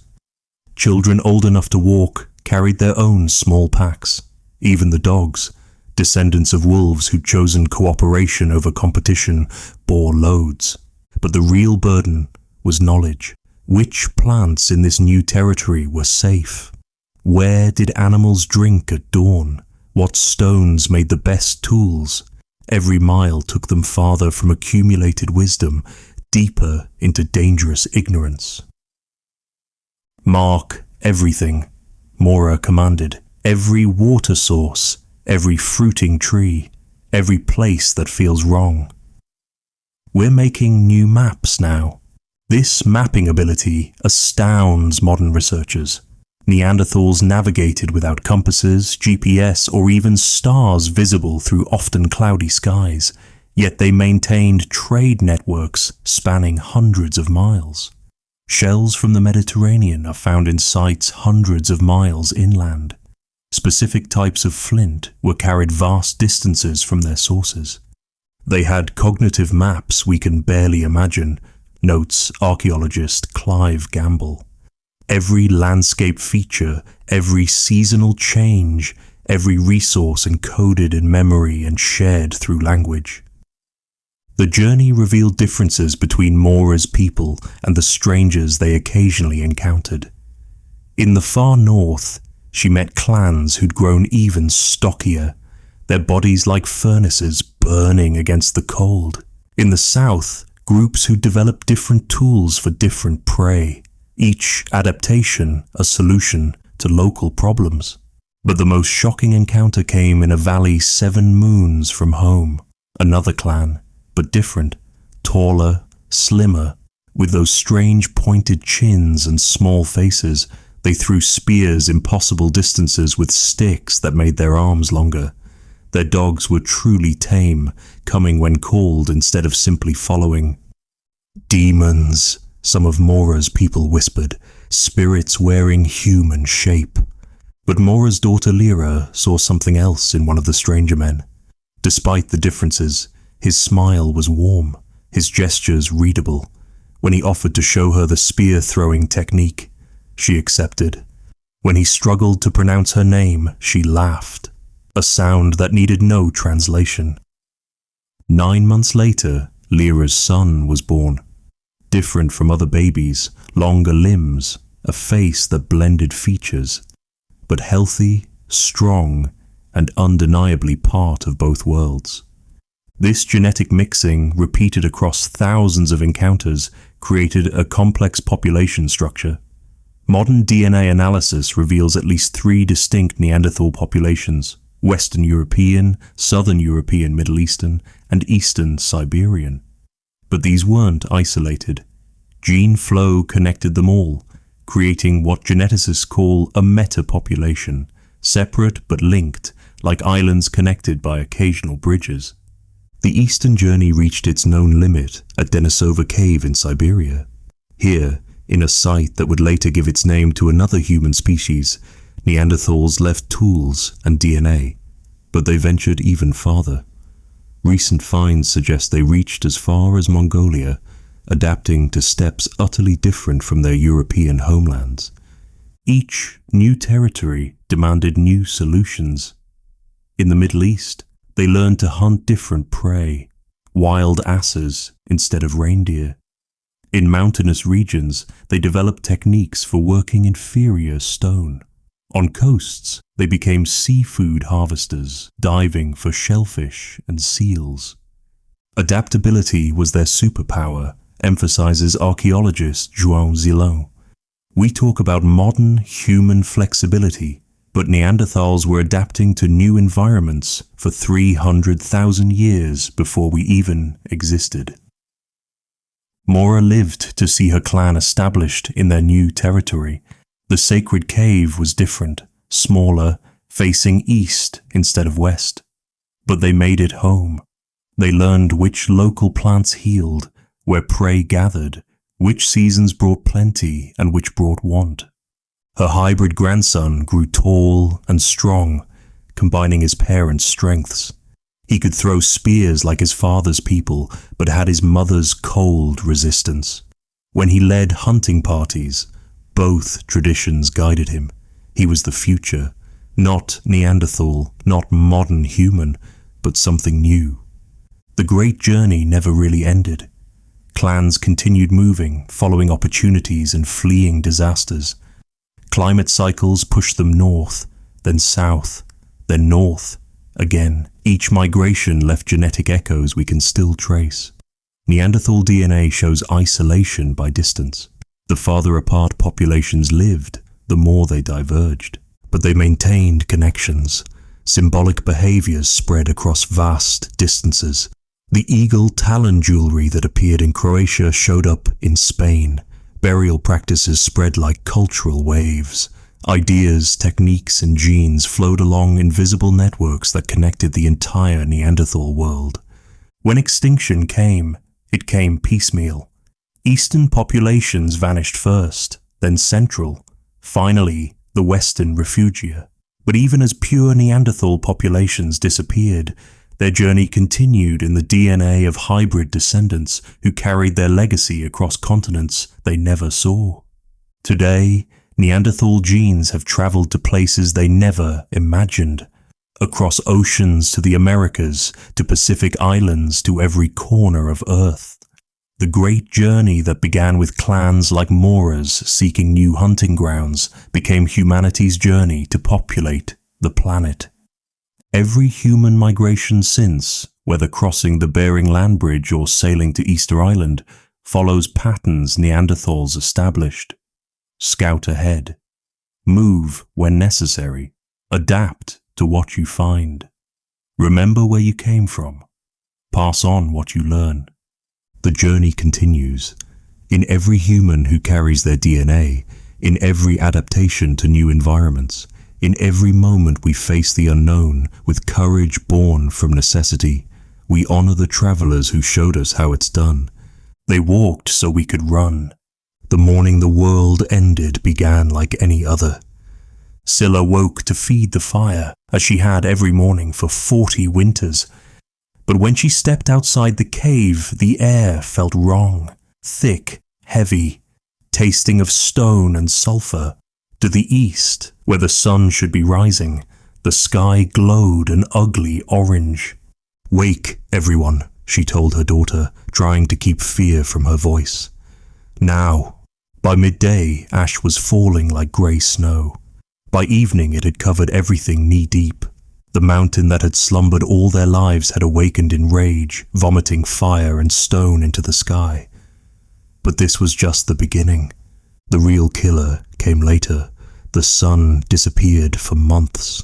Plants died. Animals starved. The cold that followed made normal winters feel like summer. Of the 43 souls in Scylla's clan, only 11 survived to see the sun again. This volcanic winter, one of many that punctuated Neanderthal existence, was just one player in a climatic symphony of destruction. For 400,000 years, Neanderthals faced environmental challenges that would break our modern civilization. They survived, most of them, until they didn't. Climate was both the maker and breaker of Neanderthals, explains paleoclimatologist William Ruderman. It shaped them into the ultimate cold-adapted humans. Then it changed faster than they could. The numbers tell a story of almost unimaginable hardship. During glacial periods, average temperatures in Europe dropped by 15 to 20 degrees Fahrenheit. Forests retreated, replaced by vast steppes where wind chill could hit minus 60 degrees Fahrenheit. Sea levels dropped by 400 feet, exposing land bridges but also removing moisture from the climate system, creating continental deserts. But the cold wasn't constant. That would have been manageable. Instead, Neanderthals faced Dansgaard-Oeschger events, rapid warmings where temperatures spiked 10 to 15 degrees Fahrenheit in just decades, followed by gradual cooling over centuries. Imagine your grandparents' world being Arctic, your world temperate, your grandchildren's Arctic again. Scylla's great-grandmother had seen such a change. Stories passed down told of a time when fig trees grew, where now only lichens survived. When the clan could wear light furs in winter instead of the multi-layered garments that barely kept them alive now. When herds were so plentiful, hunters could choose which animals to take. The before times, elders called it, always speaking of warmth in the past tense. These climate swings weren't gentle transitions, they were catastrophic. A warming event might melt permafrost, flooding vast areas and drowning the burrows where small game sheltered. Plants and animals adapted to cold died off. But warm-adapted species took generations to migrate north. The result? Ecological dead zones where nothing edible grew. The archaeological record preserves these disasters in heartbreaking detail. At Shanidar Cave, layers of occupation are separated by sterile sediments, times when no one could live there. At sites across Europe, tool technologies show sudden simplification during climate crises, as if knowledge was lost when populations crashed. But Neanderthals developed strategies for survival. They created caches of tools and preserved foods at multiple sites, insurance against local disasters. They maintained long-distance networks for sharing information about resource availability. They developed clothing and shelters that could handle temperature swings. Most remarkably, they evolved. Neanderthal bodies from glacial periods are even more cold-adapted than those from warmer times. Limbs shortened, chests expanded, nasal passages enlarged, evolution in real time, driven by climate's merciless selection. The volcanic winter passed, but worse was coming. Scylla lived to see the beginning of what scientists now call Heinrich Event 4. a massive climate disruption 40,000 years ago that would prove fatal to her kind. It started with icebergs. The Laurentide ice sheet over North America grew so large it became unstable. Massive sections broke off, flooding the North Atlantic with fresh water. This shut down ocean circulation patterns that brought warm water to Europe. The result? A deep freeze that lasted centuries. But this wasn't just cold, it was ecological chaos. Plant communities that had existed for millennia vanished in seasons. Animals Neanderthals had hunted for thousands of generations disappeared or migrated beyond reach. Even the reliable salmon runs failed as rivers froze solid. It was a perfect storm of environmental stresses, notes climatologist William Ruderman. Any one challenge Neanderthals had survived before, all at once, was too much. The archaeological evidence from this period is devastating. Sites occupied continuously for millennia were suddenly abandoned. The last Neanderthal tools become crude, expedient. The work of people too stressed to maintain cultural traditions. Isotope analysis of their bones shows dietary stress, starvation, desperation. Meanwhile, modern humans were arriving in Europe, not causing the climate crisis, but adapted differently to survive it. Their lighter bodies needed fewer calories. Their projectile weapons let them hunt different prey. Their larger social networks, evidenced by raw materials moved vast distances, provided safety nets when local resources failed. Modern humans didn't conquer Neanderthals, emphasizes archaeologist Clive Finlayson.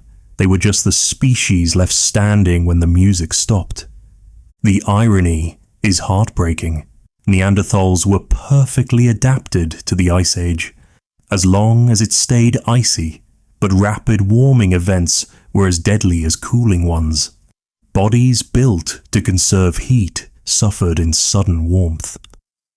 Hunting strategies perfected for cold-adapted prey failed when those animals disappeared. In Gibraltar, some of the last Neanderthals tried to adapt. They turned to marine resources, hunting dolphins and seals. They made different tools for different prey.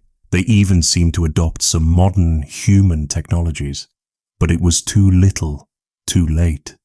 Scylla's great-granddaughter was among the last. Living in a cave that had sheltered her kind for 10,000 generations, she watched the world empty, the reindeer gone, the mammoth only memories, even the rabbit scarce. Strange tall people passed through occasionally, but they spoke no words she knew. She died thinking she was the last person in the world. She wasn't wrong. Her kind of person, shaped by 400,000 years of ice and snow, perfectly crafted for a world that no longer existed, would never walk Earth again. But she wasn't the last of her line. In a valley 3 days north, her cousin's daughter had taken a tall stranger as a mate. Their children carried forward what evolution had spent millennia perfecting.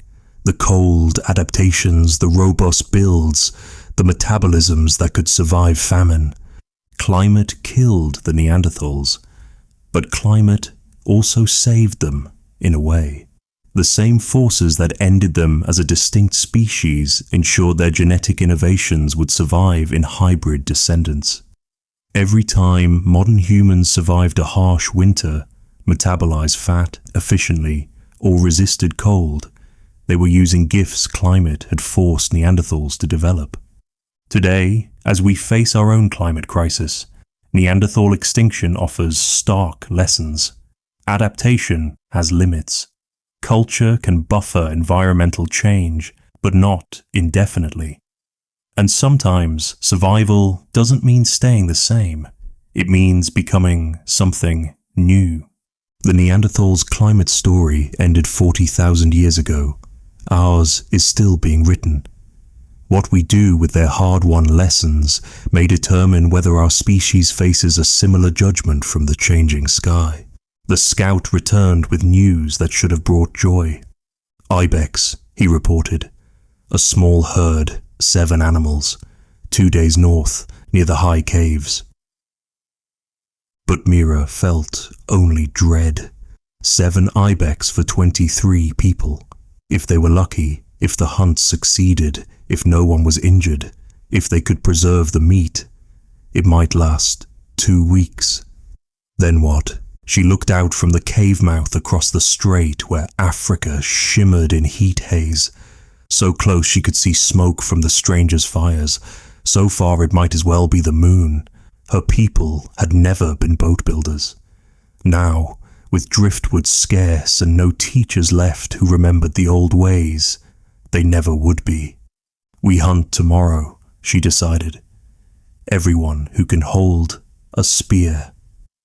This was Gibraltar, 28,000 years ago, the last refuge of a dying species, the final chapter in a story 400,000 years in the making.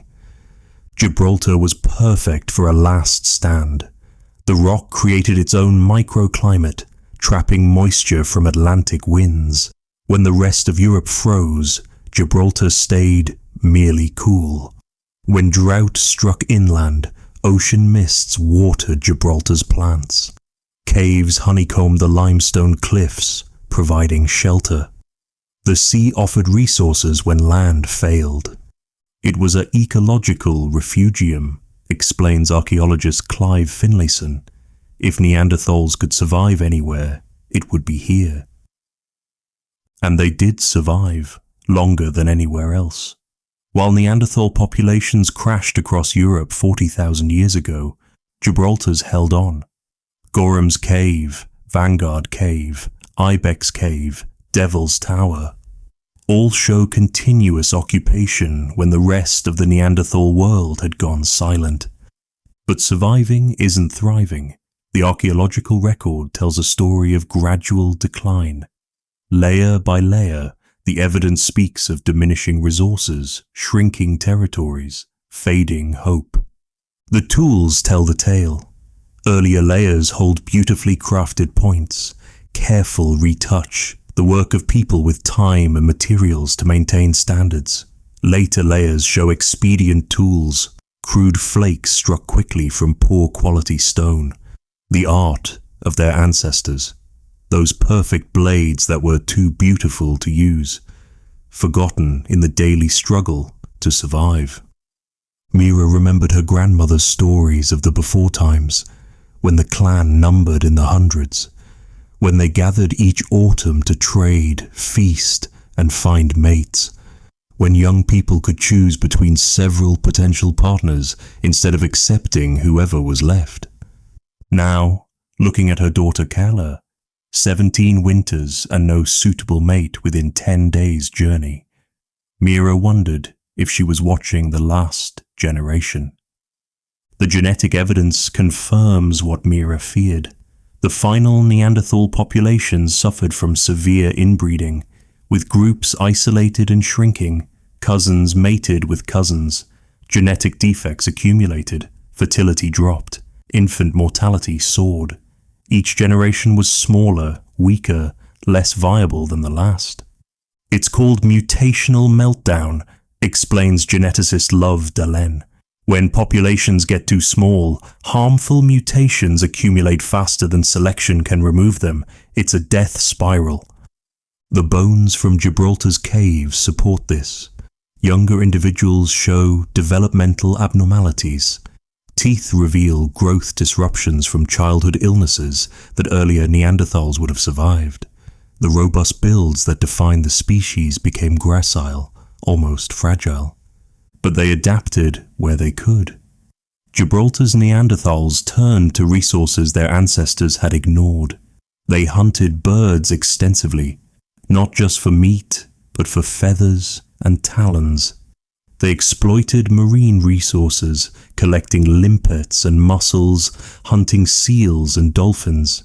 They even caught tuna somehow, though we don't know their technique.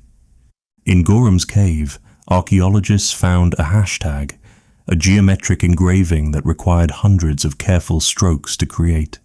Made by some of the last Neanderthals, it seems to scream, "We were here, we mattered, remember us." The ibex hunt succeeded, but at a cost. Mira's brother, weakened by a winter of poor food, fell during the chase. His ankle shattered.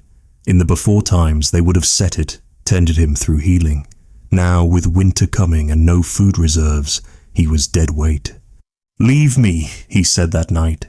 "Take my share. Feed the children." They couldn't. Whatever else they'd lost, they hadn't lost their humanity. They carried him home, shared the precious meat, pretended hope still lived. But everyone knew the truth. When you're counting calories against days, love becomes a luxury you can't afford. The strangers appeared in spring, tall, thin, carrying those impossible spears that flew straight as sunbeams. They made camp visible from the caves, but politely distant. Neither threatening nor friendly, simply there. Carla watched them constantly, especially one young male who seemed to watch her back. When he smiled at her across the distance, she felt something she'd never experienced. Possibility, hope, a future. "No," Mira said when Kayla asked permission to visit their camp. "They're not our kind." But what was their kind anymore? 23 people, half too closely related to safely mate. Was purity worth extinction? The archaeological record can't tell us how it happened. Whether Carla defied her mother and left with the strangers. Whether the clan finally accepted reality and merged with the newcomers. Whether they simply faded away, the last one dying alone and unmourned. We only know that by 24,000 years ago, the caves were empty of Neanderthals. Modern humans moved in, bringing their blade tools and bone needles, but they kept some Neanderthal traditions, using the same hearths, hunting the same paths, as if honoring those who came before. Recent dating suggests some Gibraltar Neanderthals might have survived even later, possibly to 23,000 years ago. If true, they outlasted their species by 15,000 years. The ultimate survivors in the ultimate refuge. But what is survival when you're the last? When your language has no one left to speak it? When your gods have no one left to pray to them? When your stories end not with happily ever after, but, and then, there were none? In 2018, researchers found something remarkable in Gibraltar's caves, a young child's footprints preserved in hardened sand, based on the layer, likely one of the last Neanderthal children. The prints show them walking along the cave wall, dragging their fingers along the stone, the way children do everywhere. A child who played like any child, who probably complained about dinner and begged for stories, who had no idea they were among the last of their kind, who thought tomorrow would be like yesterday, and the day after like tomorrow. That child, running, playing, living, might be the best memorial to the Gibraltar Neanderthals. They didn't give up, they didn't surrender, they lived fully until living was no longer possible. And when the end came, it came to people still human enough to hope. Today, tourists visit Gorham's Cave. They see the hashtag, the tools, the remains of the last meals. They take photos and move on. But sometimes, if the light is right and the crowds are gone, you can almost hear them, the last voices of a people who held on longer than anyone thought possible. In Gibraltar, Neanderthals made their last stand, not with weapons or walls, but with the simple insistence on continuing, on hunting one more ibex, on teaching one more skill, on loving one more child. They lost in the end, but in the losing, they showed us what it means to be human, to continue when continuation seems pointless, to hope when hope seems foolish, to love when love can't save you. The Gibraltar Neanderthals died as they lived, together, defiant, human to the last. Dr. Sarah Chen stared at the test results, her coffee growing cold as she read them for the third time. Chronic depression. Check. Autoimmune disorders. Check. Difficulty with certain medications. Check. Unusual reaction to COVID-19. Check. Every health issue that had plagued her family for generations was there on the screen, traced back to a source she'd never expected, Neanderthal DNA. Your genome contains 2.7% Neanderthal ancestry, the genetic counselor explained, higher than average for someone of East Asian descent. These particular variants you've inherited affect immune function, pain perception, and neurotransmitter production. Sarah thought of her grandmother, who'd suffered through arthritis with the pain tolerance of a warrior, her father, who'd survived COVID with barely a sniffle while younger, healthier people died. Her own battles with depression that responded to some medications but not others. All of it written in genes that had survived 40,000 years. So my medical history is basically prehistoric.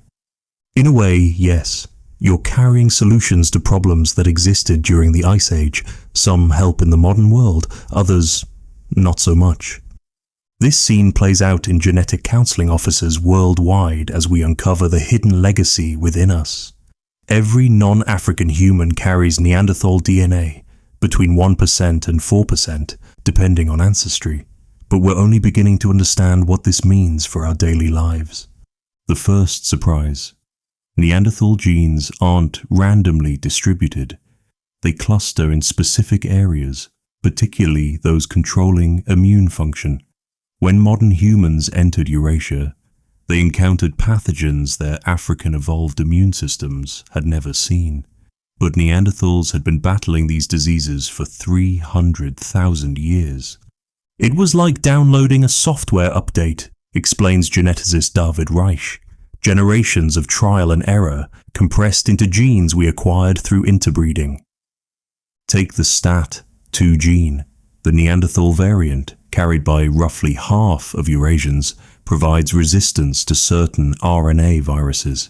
During the COVID-19 pandemic, researchers discovered people with this variant were less likely to develop severe symptoms, a gift from the Ice Age, protecting us from a 21st century plague. But other inheritances are more mixed blessings. Neanderthal variants associated with blood clotting helped ancestors survive injuries but now increase risk of strokes. Genes that promoted fat storage during feast or famine cycles contribute to diabetes in our abundance. The same variants that protected against Ice Age pathogens can trigger autoimmune disorders when those threats are gone. Sarah's son, Michael, inherited a different suite of Neanderthal genes. At 14, he could barely grow facial hair while his friends sprouted beards. His skin burned within minutes in strong sunlight. But put him in a weight room and he gained muscle mass with almost suspicious ease. Classic Neanderthal inheritance pattern, his pediatrician noted. Reduced body hair, increased muscle development, enhanced strength-to-weight ratio. 40,000 years ago, these traits helped survival. Today, they mostly affect your sunscreen budget and gym membership. The physical traits are just the beginning. Neanderthal genes influence how our brains work. Variants affecting neurotransmitter production show up repeatedly in studies of depression, ADHD, and addiction. The same genes that might have promoted hypervigilance in dangerous environments can manifest as anxiety disorders in our safer world. We're not dealing with caveman genes making people primitive, emphasizes neurogeneticist Svante Pääbo. We're seeing sophisticated adaptations expressing themselves in new contexts. Some inheritances are surprisingly specific. The Neanderthal variant of the SLC39 gene affects zinc metabolism, crucial for immune function but also linked to psychological traits. Carriers often report heightened sensory sensitivity, stronger reactions to stimuli, deeper emotional responses to art and music. Sarah laughed when she read that. Her ability to be moved to tears by music, her tendency to find crowds overwhelming, her need for quiet spaces to recharge, all potentially traced back to ancestors who experienced the world more intensely than their African cousins. The genetic testing revolution has made these connections personal. Companies now offer Neanderthal ancestry reports, breaking down which variants you carry and what they might mean. Support groups have formed online where people compare notes on their prehistoric inheritance. "It's like finding a missing piece of my identity," one member posted. "My whole life, I felt different. Now I know why. I'm literally built different." But the science warns against oversimplification. Neanderthal genes don't determine destiny. They influence probabilities. They interact with thousands of other genes, plus environmental factors, to create the complex tapestry of human health and behavior. Still, patterns emerge. European populations average 2% Neanderthal DNA, East Asians slightly more, at 2.3 to 2.6%. The genes aren't evenly distributed. Natural selection has been editing our Neanderthal inheritance for 40,000 years. Beneficial variants spread, harmful ones disappeared. Curiously, certain areas of our genome are Neanderthal deserts, regions where their genes were ruthlessly eliminated. These zones, often involving brain development and fertility, suggest some incompatibilities between our species that hybrid children suffered from. We carry only the compatible pieces. The medical implications continue unfolding. Neanderthal variants influence how we metabolize drugs, why some people need different doses. Nicotine addiction risk. Certain variants triple it. Fertility. Some women carry Neanderthal variants, reducing miscarriage risk. Circadian rhythms. Adaptation to high-latitude light cycles. Pain perception. Neanderthals felt pain differently, and so do their descendants. For Sarah's family, understanding their Neanderthal inheritance became medically crucial. Her father's doctor adjusted his medication based on genetic markers. Her son's dermatologist developed a specialized sun protection regime. Her own psychiatrist finally found an antidepressant that worked with, not against, her ancient brain chemistry. "It's personalized medicine," she reflected, "just very, very personalized. Like 40,000 years personalized." But beyond medicine, Neanderthal DNA tells a love story. Every variant we carry represents a successful hybrid child who survived, thrived, and passed on their mixed heritage. In an age when different meant dangerous, when strangers were threats, two species recognized each other as human enough to create families together. Today, in research labs worldwide, scientists work to understand our hidden inheritance. Each discovery reveals how the past shapes the present, how ancestors we never knew influence our daily lives. From immune responses to brain function, from skin color to sleep patterns, the Neanderthals are still with us. They're in the mother who barely notices flu season, the father whose depression lifts with specific wavelengths of light, the child who gains muscle like their body remembers hunting mammoths, the grandmother whose arthritis responds to treatments that shouldn't work, but do. We are composites, mosaics of ancient solutions to forgotten problems. Every human outside Africa carries within them a small percentage of a people who went extinct, except they didn't. They transformed, they became us. When Sarah looks at her son now, she sees layers of history, the shape of his eyes from her Chinese ancestors, his father's Greek nose, and underneath it all, in the density of his bones and the efficiency of his metabolism, gifts from people who mastered survival in an ice-locked world. "We're all mutts," she tells him, "beautiful, complicated mutts with very deep roots." He grins, an expression that needs no translation across species or millennia. Some things about being human never change. The Neanderthals live in us, not as primitive remnants, but as integral parts of who we are. In every cell, every trait, every quirk of biology that makes us unique, they continue their journey. They're not extinct, they're evolved into us. And in that transformation, perhaps they achieved the only immortality that matters, becoming so essential to their descendants that we couldn't exist without them. Professor Elena Kowalski stood before a packed auditorium, about to shatter a century of assumptions. Ladies and gentlemen, I need you to forget everything you think you know about Neanderthal extinction. They didn't disappear because they were stupid. They weren't murdered by our ancestors. They didn't die because they couldn't adapt.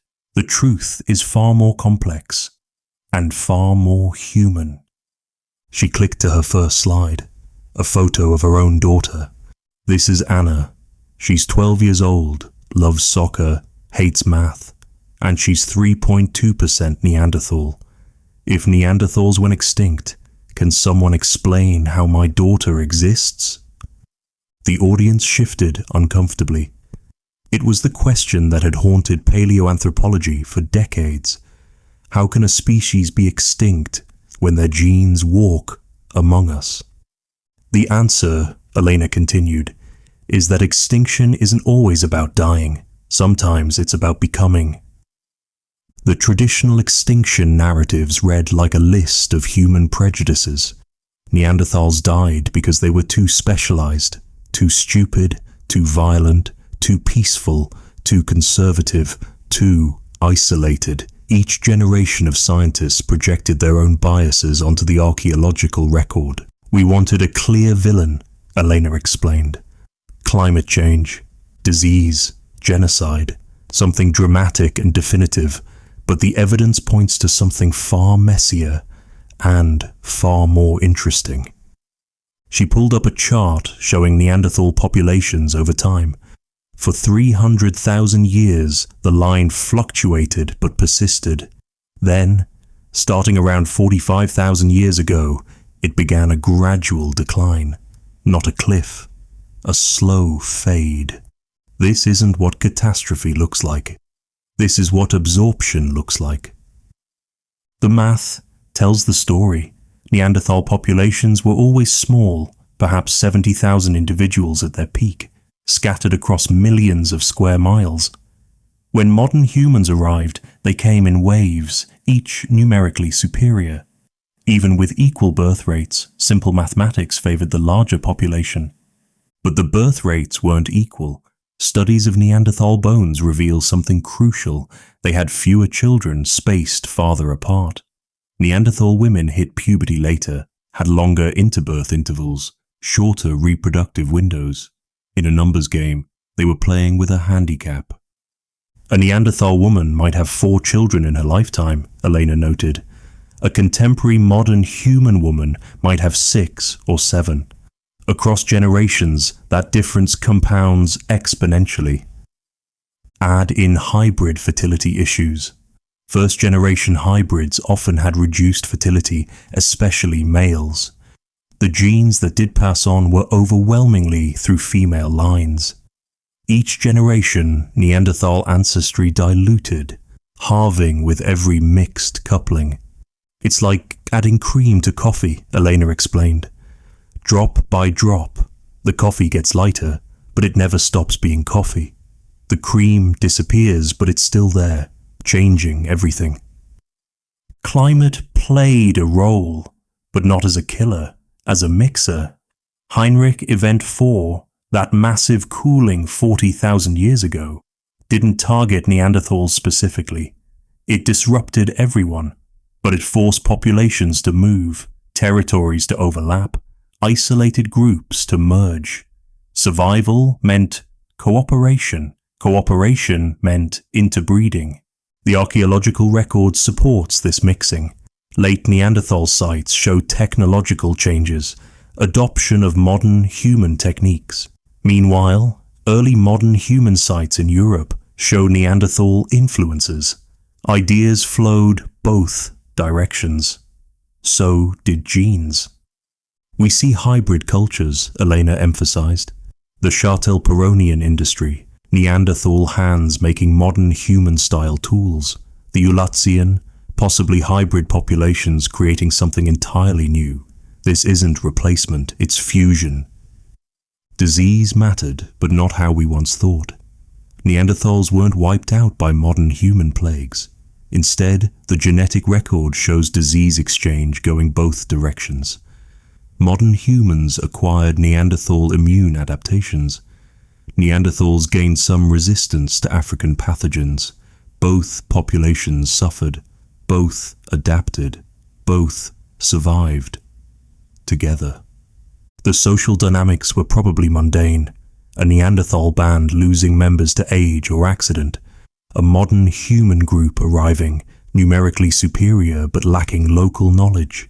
Mutual benefit in cooperation. Young people doing what young people do when groups meet. Children born who belonged to both worlds. Love and loneliness, Eleanor suggested. The same forces that drive human behavior today. She showed archaeological evidence from Arcy-sur-Cure, where Neanderthals made jewelry after contact with modern humans, not copying blindly, but adapting ideas to their own aesthetic, the same way immigrant communities today blend old traditions with new cultures. They weren't conquered, they were absorbed, and they absorbed right back. The audience grew thoughtful. This wasn't the dramatic story they'd expected. No heroes or villains, no triumph or tragedy, just people being people, adapting to circumstances beyond their control. A hand rose. But if they were absorbed, not replaced, why do we look like modern humans, not Neanderthals? Elena smiled. Do we? She pulled up comparison photos. Neanderthal traits diluted but present. The occipital bun in some European skulls, the broad rib cages of cold-adapted populations, the facial features that echo ancient proportions. We don't look like Neanderthals because we're 2% Neanderthal, not 50%. But we don't look like African Homo sapiens either. We're something new. Evolution didn't stop 40,000 years ago. We're still becoming. The final slides showed genetic studies. Neanderthal DNA isn't randomly distributed in our genomes. Natural selection has been editing it for 2,000 generations. Beneficial variants spread, harmful ones disappeared. We kept what worked, lost what didn't. Active evolution, ongoing integration. They disappeared the way ingredients disappear in a recipe, Elena concluded. You can't extract the eggs from a baked cake, but they're essential to what it became. Neanderthals didn't go extinct, they transformed into us. The lecture ended, but discussions continued for hours. Some found the gradual absorption theory unsatisfying. Where was the drama, the clear resolution? Others found it profound. A story of adaptation and integration rather than conquest and extinction. Later, Eleanor's daughter asked about the lecture. So Neanderthals are like my Chinese grandparents, part of me but also their own people. Exactly, Elena replied. Your Baba didn't stop being Chinese when you were born American. He became part of something new while staying himself. That's what Neanderthals did, just over much more time. Anna considered this. That's sad, but also kind of beautiful. They're not gone, just mixed in. Mixed in, Elena agreed. Still here, still mattering, just in a different form. That night, Elena worked late, responding to colleagues' critiques. The old guard still preferred dramatic extinction narratives. Younger researchers pushed for even more complex models. The truth, as always, lay somewhere in between. But as she typed, Elena felt the weight of reframing history. Every extinction story we tell reveals how we see ourselves. If Neanderthals died because they were inferior, what does that say about our values? If they were murdered, what does that say about our nature?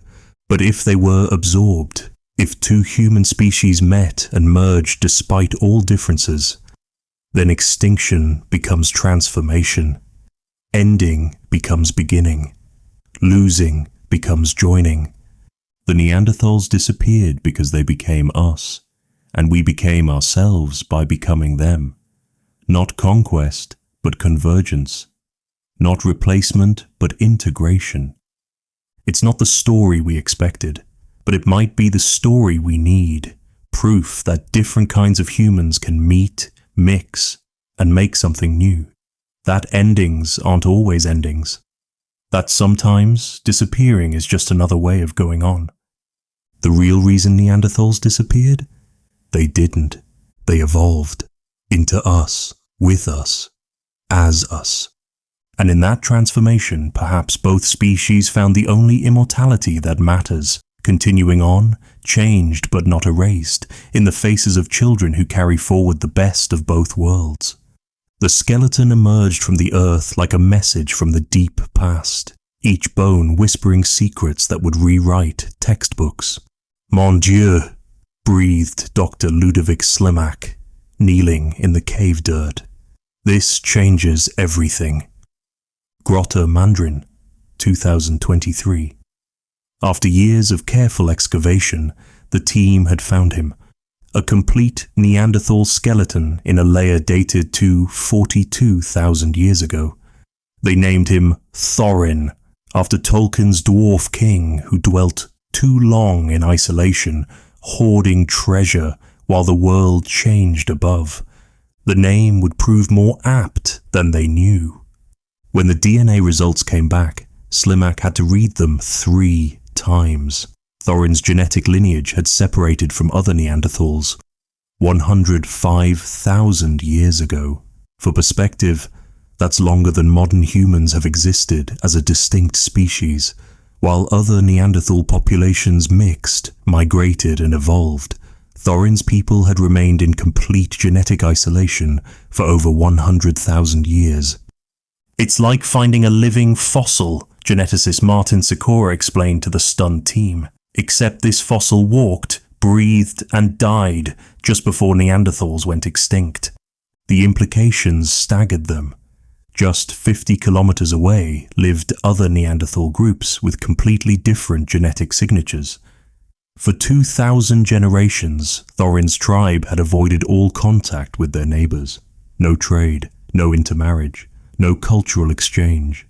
Complete isolation by choice or circumstance. The bones told a disturbing story. Thorin showed signs of severe inbreeding, developmental abnormalities in his teeth, asymmetries in his skeleton, markers of genetic bottlenecking. His people had been trapped in a spiral of isolation that left them vulnerable to the slightest disruption. They were dying slowly, Slimak noted. Generation by generation, the population getting smaller, more inbred, less viable, but still hanging on. This discovery shattered assumptions about Neanderthal society. Scientists had believed Neanderthals maintained wide-ranging networks, trading materials and mates across vast distances.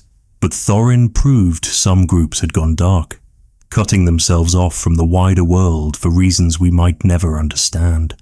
Dr. Amélie Violet, studying Thorin's teeth, found something heartbreaking. Severe enamel hyperplasia showed he'd suffered multiple episodes of starvation as a child. His bones bore healed fractures from at least 3 separate traumatic events. Life in isolation had been brutal, yet somehow he'd survived to adulthood, probably his 30s when he died. Every injury tells a story, she explained.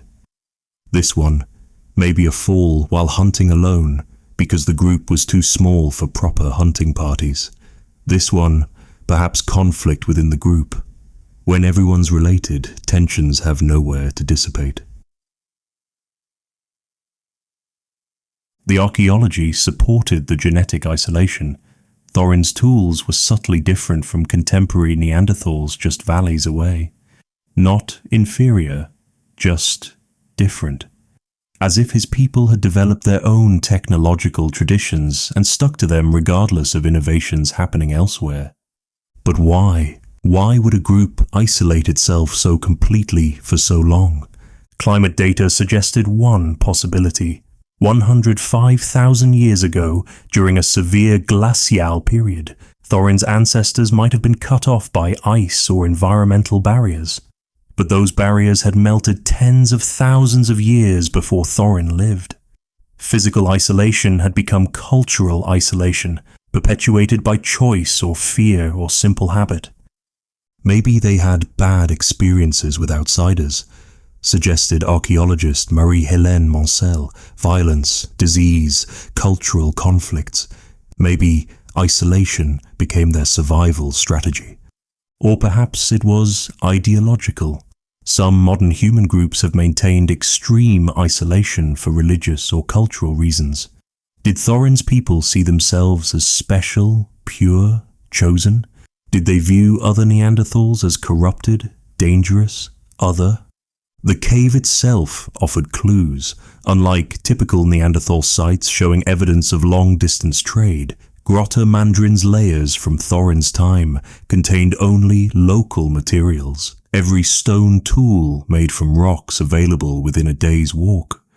No shells from distant seas, no exotic ochres, no foreign technologies. Yet they weren't primitive. Thorin's people had mastered their local environment completely. They knew every stone source, every seasonal plant, every animal movement pattern. Their tools, while unique, were expertly made. Their hunting strategies, evidenced by butchered bones, were sophisticated. Isolation doesn't mean ignorance, Slimak emphasized. They were experts in their small world. They just refused to look beyond it. The tragedy was timing. Thorin lived just as modern humans were sweeping through Europe. His isolated group, already weakened by inbreeding and small population size, would have been desperately vulnerable to new diseases, competition for resources, or simple demographic collapse. The DNA revealed one final, crushing detail. Thorin showed no evidence of modern human ancestry, none of the mixing seen in other late Neanderthals. While groups around them were hybridizing, adapting, joining the future, Thorin's people remained apart. Pure, perhaps, but purity offered no protection against extinction.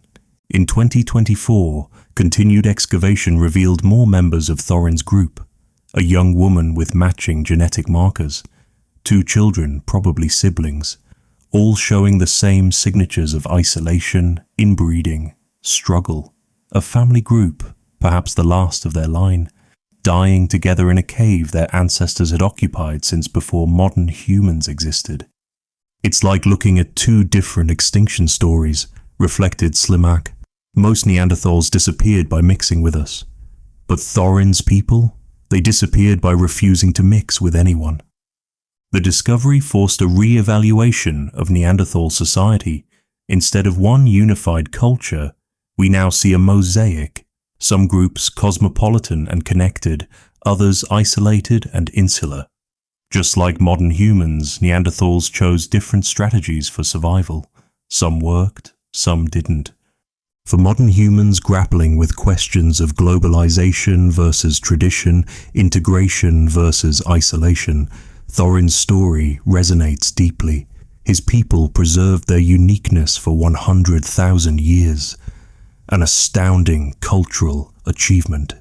But that same preservation became their doom when the world changed faster than isolation could protect against.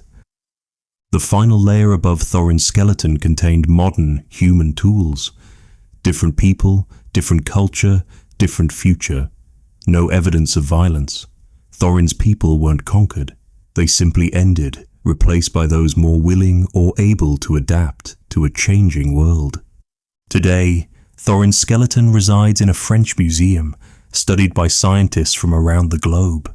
The irony isn't lost on them. In death, he's traveled more widely than he ever did in life. His DNA, sequenced and shared worldwide, connects him to researchers his living self would have fled from. But perhaps that's his gift to us. A warning about the costs of isolation, a reminder that purity and survival rarely align, a demonstration that even 100,000 years of tradition can't stop change forever. Thorin, the king under the mountain, guarding his genetic treasure while the world transformed above. His story doesn't fit our clean narratives about Neanderthal extinction. It complicates, confuses, challenges, which is exactly what good science should do. In Thorin's bones, we see a path our own species might have taken, the path of perfect preservation, complete isolation, cultural purity. We see where it leads, to a skeleton in a cave, the last of a lineage that chose separateness over survival. Different groups, different choices, different fates, but all, in the end, human. Even alone, even isolated, even doomed, undeniably, remarkably, tragically human. Maria Petrova sneezed for the 5th time that morning and reached for her allergy medication. Spring in Moscow meant birch pollen, and her immune system's annual overreaction. She'd inherited her father's height, her mother's eyes, and from ancestors 50,000 years removed, an immune system that treated tree pollen like a deadly invader. "Spasibo, Neanderthals," she muttered, downing an antihistamine. But as an immunologist at Moscow State University, Maria knew her allergies were just collateral damage from a genetic gift that had saved countless lives. The same Neanderthal immune variants that made her miserable each spring had protected her from tuberculosis during a grad school outbreak that hospitalized 3 colleagues. "We focus on the inconveniences," she tells her students, "but forget the benefits. Every one of you sitting here carries Neanderthal gifts that helped your ancestors survive to have you." The list of Neanderthal contributions reads like humanity's survival manual. Start with the immune system.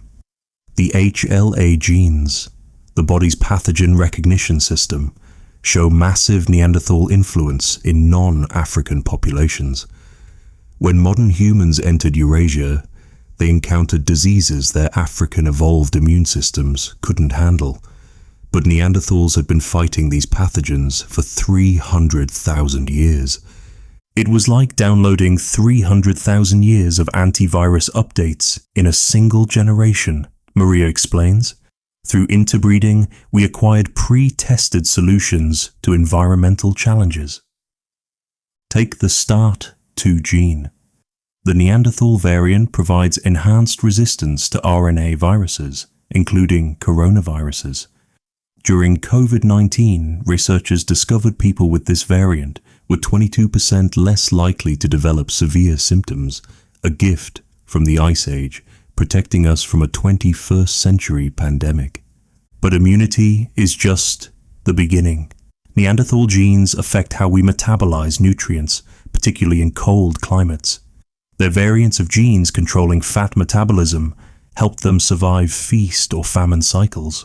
Modern carriers show enhanced ability to generate heat from brown fat, a lifesaver during ice ages, now helping people tolerate cold climates. "My grandmother never felt cold," Maria recalls. Siberian winters, thin coat, perfectly comfortable. She had the full Neanderthal cold adaptation package. The gifts extend to our senses. Neanderthal variants affect how we perceive pain, with some people inheriting lower pain sensitivity, useful when medical care meant suffering through injuries. Others inherited enhanced smell perception, possibly helping ancestors detect spoiled food or approaching predators. But perhaps the most intriguing contributions are neurological. Neanderthal variants influence neurotransmitter production, affecting mood, focus, and sensory processing. What we label as disorders might have been advantages in different contexts. Dr. James Harrison, studying ADH in London, found something remarkable. Certain Neanderthal variants associated with attention differences appear more frequently in populations from areas requiring historical vigilance. Frontier regions, harsh climates, dangerous territories. The inability to filter out irrelevant stimuli becomes an advantage when any stimuli might signal danger. He notes, what we call ADHD might be a Neanderthal gift for hypervigilance that saved lives. The same applies to other disorders.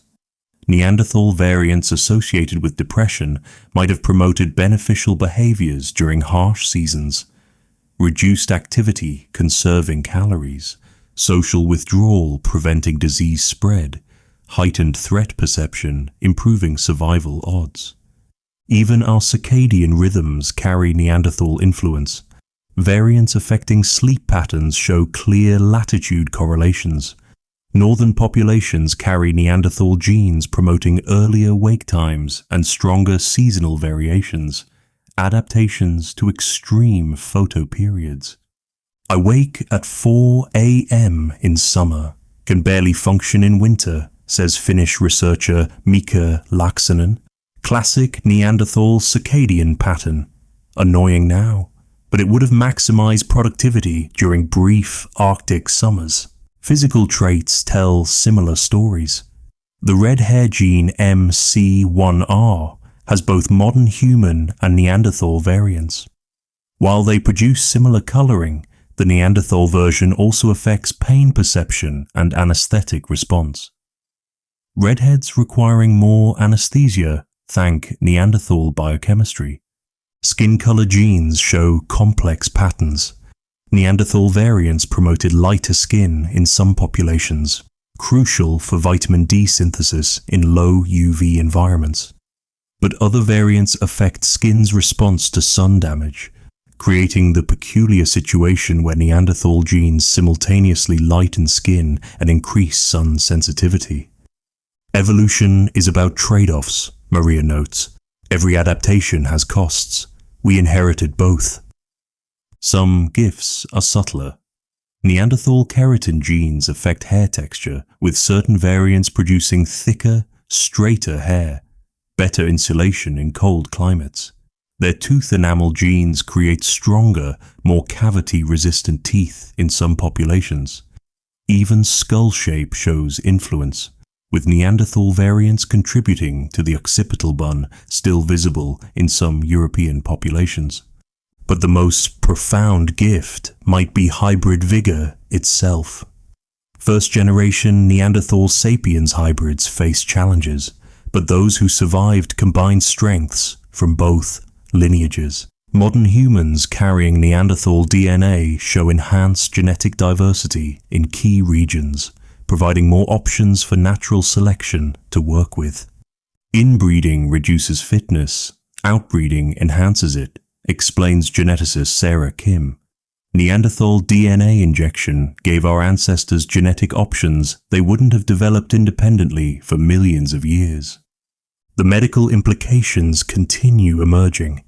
Neanderthal variants influence drug metabolism, why standard doses don't work for everyone. Fertility. Some women carry variants reducing miscarriage risk by 30%. Blood clotting. Helpful for injuries, problematic for modern cardiovascular health. Bone density. Neanderthal variants promote thicker bones. Muscle fiber composition. Tendency toward power over endurance. Understanding these inheritances revolutionizes personalized medicine. Maria's clinic now screens for Neanderthal variants when prescribing medications, adjusting doses based on prehistoric metabolism patterns. We're not treating modern humans, she explains. We're treating modern Neanderthal hybrids. The medicine needs to acknowledge that. Cultural contributions, while harder to trace, might be equally significant. The stability of Neanderthal technology, maintaining techniques for millennia, suggests cognitive patterns favoring tradition over innovation. Did we inherit tendencies toward conservatism, respect for elders, resistance to change? Every culture has tensions between tradition and progress, notes anthropologist Robert Chang. Maybe that's not a bug, but a feature, Neanderthal caution balancing sapiens innovation. Some researchers go further, suggesting aesthetic preferences might carry Neanderthal influence. The robust faces some find attractive, preferences for certain body types, even musical appreciation could reflect ancient hybridization. Impossible to prove, but intriguing to consider. The gifts weren't free. Each beneficial variant came packaged with trade-offs. Immune genes that fight infections also trigger autoimmune disorders. Metabolic adaptations for famine contribute to diabetes in abundance. Neurological variants enhancing environmental awareness correlate with anxiety disorders. We're dealing with Stone Age solutions to Space Age problems, Maria reflects. But without those solutions, we wouldn't have survived to create the problems. As she prepared for her evening lecture, Maria reviewed the latest discoveries. New Neanderthal contributions identified monthly, each one revealing how deeply intertwined our species became. Not through conquest, but through cooperation. Not despite differences, but because of them. Her students filed in, Russians, Chinese, Europeans, Americans, all carrying Neanderthal gifts in different combinations, all benefiting from ancestors who saw difference not as threat, but as opportunity. The greatest gift Neanderthals gave us, Maria began, wasn't any single gene or trait. It was genetic diversity itself. They made us more than we could have been alone. She clicked to her final slide, a photo of Earth from space. Every human on this planet, except those of purely African descent, carries Neanderthal DNA. We're all hybrids, all mixed, all carrying gifts from a species that supposedly went extinct. But how can they be extinct when they're in this room right now? In you, in me, in everyone you'll meet today. They gave us tools to survive challenges we're still facing. Immune defenses against diseases yet to emerge. Metabolic flexibility for famines we hope never come. Neural diversity that might someday save us from threats we can't imagine. That's what Neanderthals gave us. Not just genes, but possibilities. Not just traits, but potential. Not just survival, but the capacity to become something neither species could have been alone. We are their gift to the future, and every time we face a challenge they helped us prepare for, we honor that gift. The lecture ended, but students lingered, discussing, questioning, connecting. In their animated faces, Maria saw the echo of ancient meetings, different kinds of humans learning from each other, creating something new. The greatest gift of all.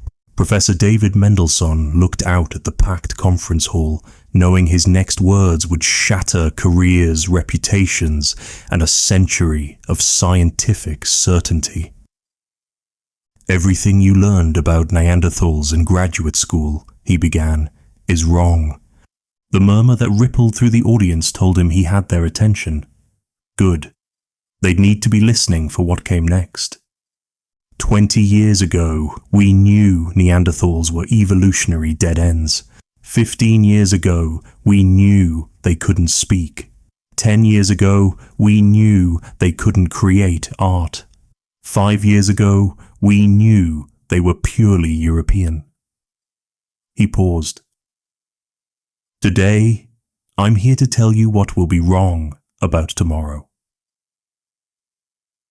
The revolution began with a toothpick, not a literal toothpick, but grooves in 130,000-year-old Neanderthal teeth from Krapana that showed systematic cleaning. When researchers first noticed them in the 1990s, they dismissed them as wear from processing hides. But new microscopic analysis revealed something stunning. The grooves matched exactly what you'd get from habitual toothpicking with small sticks. Dental hygiene, David explained, the most human of behaviors, and Neanderthals did it 100,000 years before any evidence in our own species. But that was just the beginning. Each year brought discoveries that forced textbook rewrites. 2010. The Neanderthal genome revealed interbreeding with humans. Textbooks saying they were a separate species. Wrong. 2014, Gorham's cave engravings proved Neanderthals created abstract art. Textbooks saying they lacked symbolic thought. Wrong. 2016, Bruniquel cave structures showed Neanderthals building monuments 176,000 years ago. Textbooks saying they lacked complex culture. Wrong. 2018, cave paintings in Spain predated human arrival by 20,000 years. Textbooks saying art began with us. Wrong. 2020, Neanderthal string from France proved complex material culture. Textbooks saying they only use simple tools. Wrong. 2023. Thorin's genome revealed populations isolated for 100,000 years. Textbooks saying Neanderthals were all one group. Wrong. 2024. Tools in Israel suggest Neanderthal-sapiens collaboration, not competition. Textbooks promoting replacement theory. Wrong. We're not just adjusting details, David emphasized. We're revolutionizing the entire narrative. Dr. Rebecca Martinez, a graduate student just 5 years ago, remembered her professor's certainty. Neanderthals were specialists who couldn't adapt, they'd taught. That's why they died out. Now, her own research proved the opposite. Neanderthals were generalists who adapted to environments from Arctic tundra to Mediterranean beaches. They didn't die from overspecialization, they survived by being flexible. I had to unlearn everything, she told the conference. My dissertation advisor still won't speak to me. The old guard's resistance was fierce. Careers built on Neanderthal inferiority couldn't pivot easily. Prestigious professors who'd written definitive textbooks found themselves definitively wrong. Some adapted, incorporating new evidence. Others dug in, defending increasingly untenable positions. It's like watching the stages of grief, noted Dr. James Chen, a historian of science. Denial, anger, bargaining. We're just reaching depression. Acceptance is still coming. The DNA revolution hit hardest. When extraction techniques improved, everything changed overnight. Neanderthal populations weren't monolithic but diverse. Some groups were cosmopolitan traders, others isolated traditionalists. Some mixed freely with sapiens, others maintained strict separation. Just like us, they contained multitudes. We projected our own prejudices onto them, admitted Dr. Sarah Williams, whose early work had promoted cognitive differences. We wanted them inferior because it made us feel special. The evidence was always there. We just refused to see it.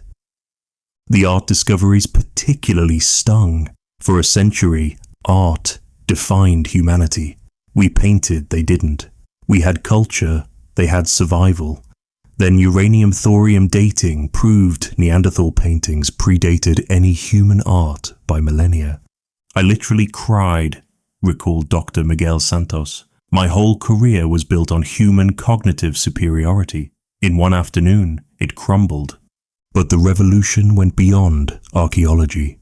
Neuroscience revealed Neanderthal brains weren't primitive, but differently organized. Psychology recognized disorders as potential Neanderthal adaptations. Medicine realized we'd been treating hybrid bodies with single-species assumptions. Even popular culture shifted. Museums worldwide scrambled to update displays. The hunched, brutish Neanderthal mannequins disappeared, replaced by figures indistinguishable from modern humans, except in subtle proportions. School textbooks underwent emergency revisions. Documentary makers rushed to produce updated versions. My daughter's homework showed Neanderthals as barely human, one parent complained. I had to explain her textbook was a decade out of date. The changes rippled outward. If Neanderthals were fully human, what about other extinct hominins? Homo erectus showed similar technological stability, wisdom, or limitation. Denisovans interbred with everyone. Were all ancient humans one variable species rather than many fixed ones? We're not just rewriting Neanderthal history, David explained. We're rewriting human history. The entire narrative of linear progress, of us being evolution's pinnacle. It's fantasy. Dr. Li Wang presented the most radical reframing. What if we're not the success story? Neanderthals survived 400,000 years. We've existed for 300,000 and nearly destroyed our planet already. Who's really superior? The conference erupted. Traditionalists accused revisionists of going too far. Revisionists accused traditionalists of clinging to prejudice. Young researchers presented evidence that made both camps uncomfortable. But amid the chaos, consensus emerged on key points. Neanderthals were fully human in every meaningful sense. They contributed significantly to modern human success. Their extinction was absorption, not replacement. They deserve recognition as ancestors, not other. The hardest part, David noted during the closing session, is admitting we weren't just wrong about facts. We were wrong about frameworks. We approached the past looking for inferiors to explain our superiority. We found family we'd forgotten we had. The textbook publishers attended in force, taking notes on necessary revisions. Museum curators planned new exhibits. Teachers requested updated materials. The revolution that began in academic conferences was reaching classrooms worldwide. But resistance remained. Online, groups clung to old narratives about Neanderthal inferiority, often with disturbing racial undertones. Some academic departments, their funding tied to outdated research, fought changes. Popular media still defaulted to caveman stereotypes for easy laughs. Revolutions aren't instant, David reminded his colleagues. Plate tectonics took decades to accept. Continental drift was obviously wrong until suddenly it wasn't. We're in that transition now. His final slide showed two skulls, Neanderthal and modern human, morphing into each other. No clear beginning or end, just gradual transformation. The story we told was simple. Primitive them advanced us. The truth is complex. Variable them, variable us, variable overlap creating variable outcomes. It's messier, it's more confusing, it's also more honest. We spent a century making Neanderthals other. The next century's work is recognizing them as us, different expressions of the same humanity, equal participants in the same story. That's the real revolution. Not just changing facts, but changing perspective. Not just rewriting textbooks, but rewriting our understanding of what it means to be human. The conference ended with unprecedented agreement on one point. Everything would need updating. Every museum display, every textbook chapter, every documentary, every assumption. As attendees dispersed to spread the revolution worldwide, David reflected on the irony. Neanderthals, extinct for 40,000 years, had somehow managed to overthrow a century of scientific dogma. Even in death, they remained forces of change. Maybe that's their final gift, he mused, teaching us humility, showing us that being wrong isn't failure. It's the first step toward being right. The revolution was just beginning. In laboratories and classrooms, museums and media, the rewriting continued. Each discovery forcing new revisions. Each revision revealing how much more remained unknown.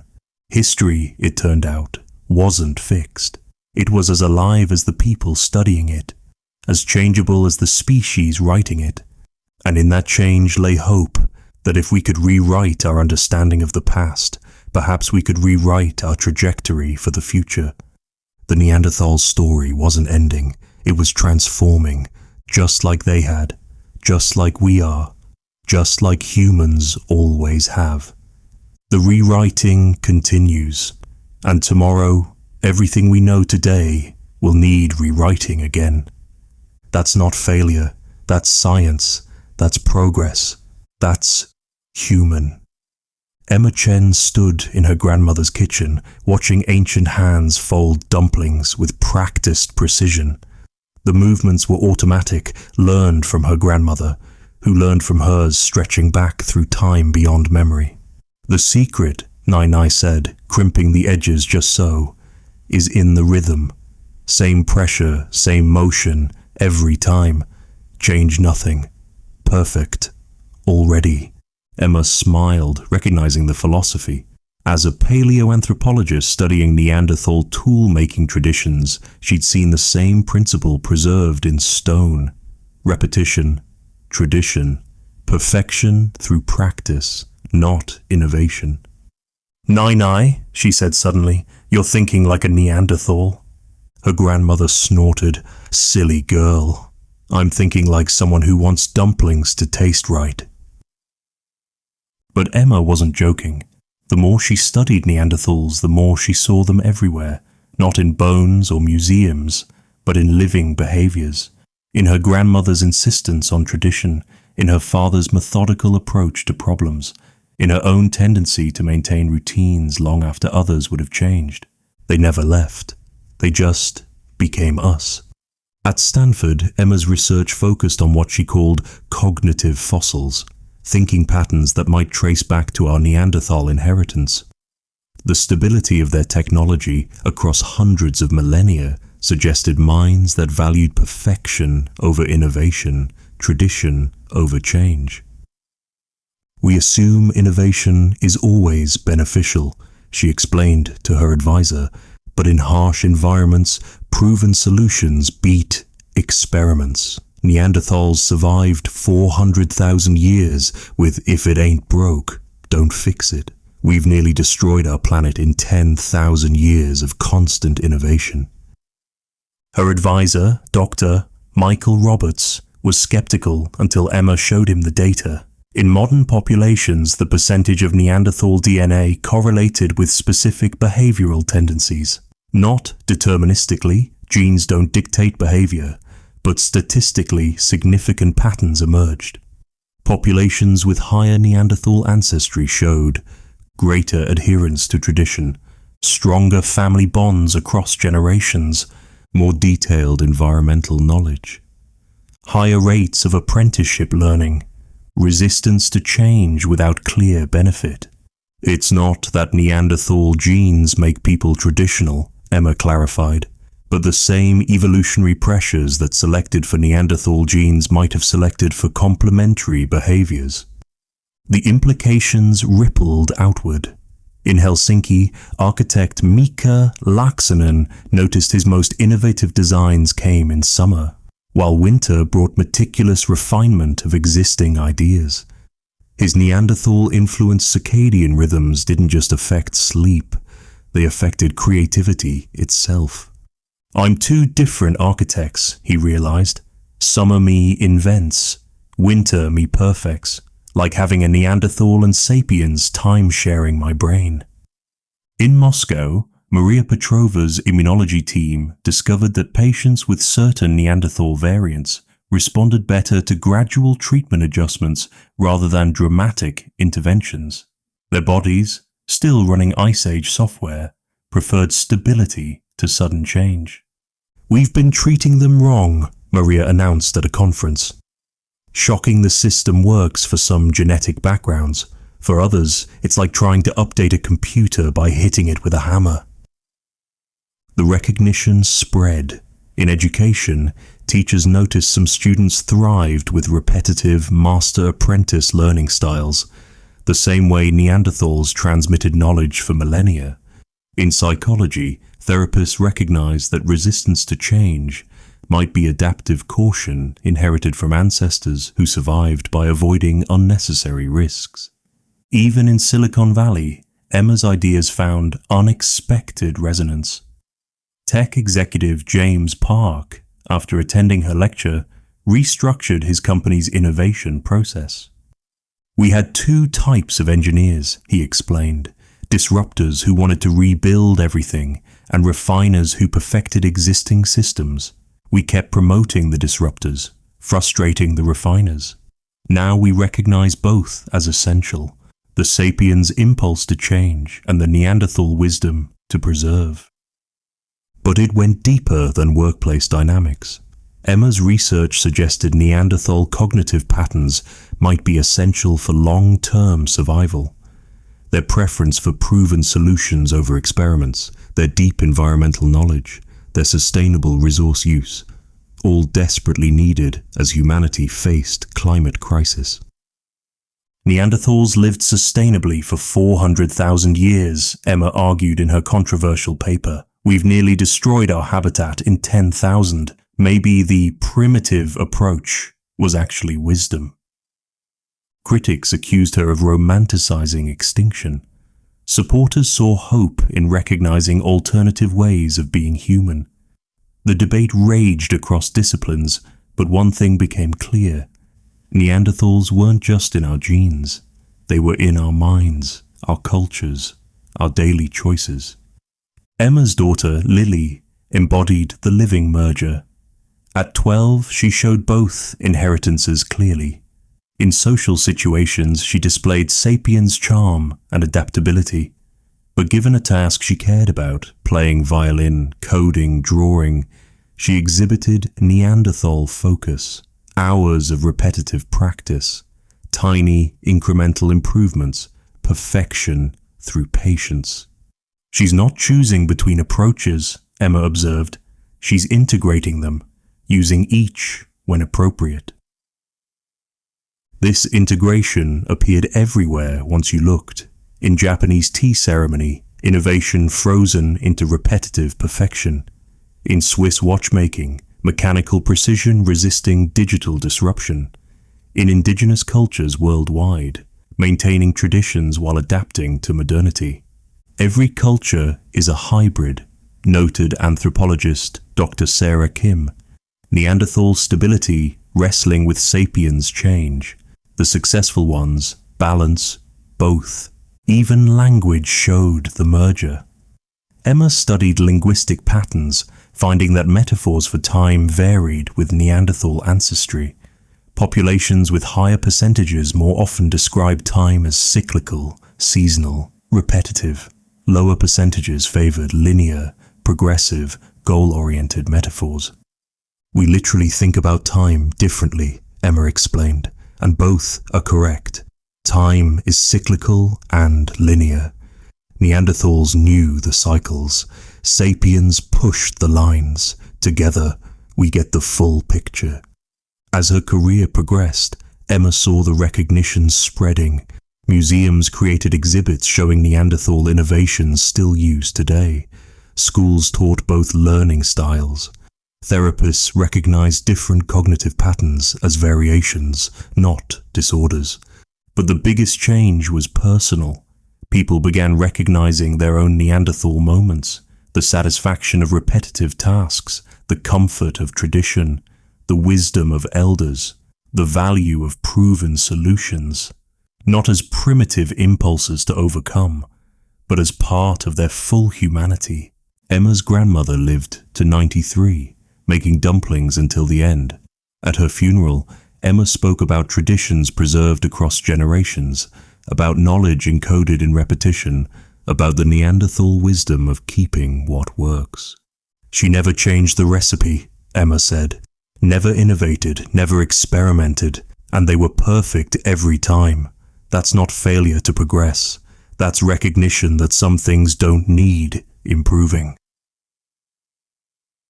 Later, teaching her daughter to make those same dumplings, Emma felt the chain of tradition stretching backward and forward through time, her hands moving in patterns learned from her grandmother, who learned from hers, reaching back to the first humans who discovered that some knowledge is too valuable to change. The secret, she told Lily, is in the rhythm. Same pressure, same motion every time. Lily nodded, concentrating, then asked, "But what if we added chocolate?" Emma laughed. There it was, the eternal human dialogue. Neanderthal wisdom counseling patience, tradition, perfection through practice.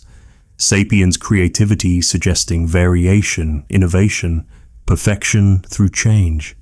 Both voices in one girl, both necessary, both human, both here to stay. Looking at her daughter, at all of us, Emma saw the truth. The Neanderthals never left. They transformed into us, with us, as us. Every time we choose tradition over innovation, community over individuality, patience over haste, we honor their legacy. Every time we perfect through practice rather than seeking novelty, we think with minds they helped shape. They're in our genes, obviously. But more profoundly, they're in our choices. In every grandparent teaching ancient skills. In every craftsperson pursuing perfection through repetition. In every person who says, "This is how we've always done it," and means it as wisdom, not limitation. The Neanderthals who never left aren't fossils or fragments. They're the parts of us that value depth over breadth, mastery over novelty, tradition over disruption. They're why we still gather around fires, why we still tell stories, why we still care for those who cannot care for themselves. They're why, despite all our sapiens' innovation and ambition, we still sometimes stop and think, maybe the old ways were good enough. Maybe perfection isn't about changing everything. Maybe it's about keeping what works. In a world obsessed with progress, the Neanderthals who never left remind us that not all movement is forward. Sometimes the wisest path is the one worn smooth by countless feet before us. Sometimes the best innovation is refusing to innovate at all. They're still here, in every dumpling folded exactly as the last 1,000, in every stone wall built the way grandfathers taught. In every moment we choose patience over speed, depth over surface, tradition over trend. They never left because they became essential to who we are, not as primitive remnants, but as the parts of humanity that remember. Survival isn't just about adapting to change. Sometimes it's about refusing to change what already works. The Neanderthals are gone. Long live the Neanderthals, in us, through us, forever.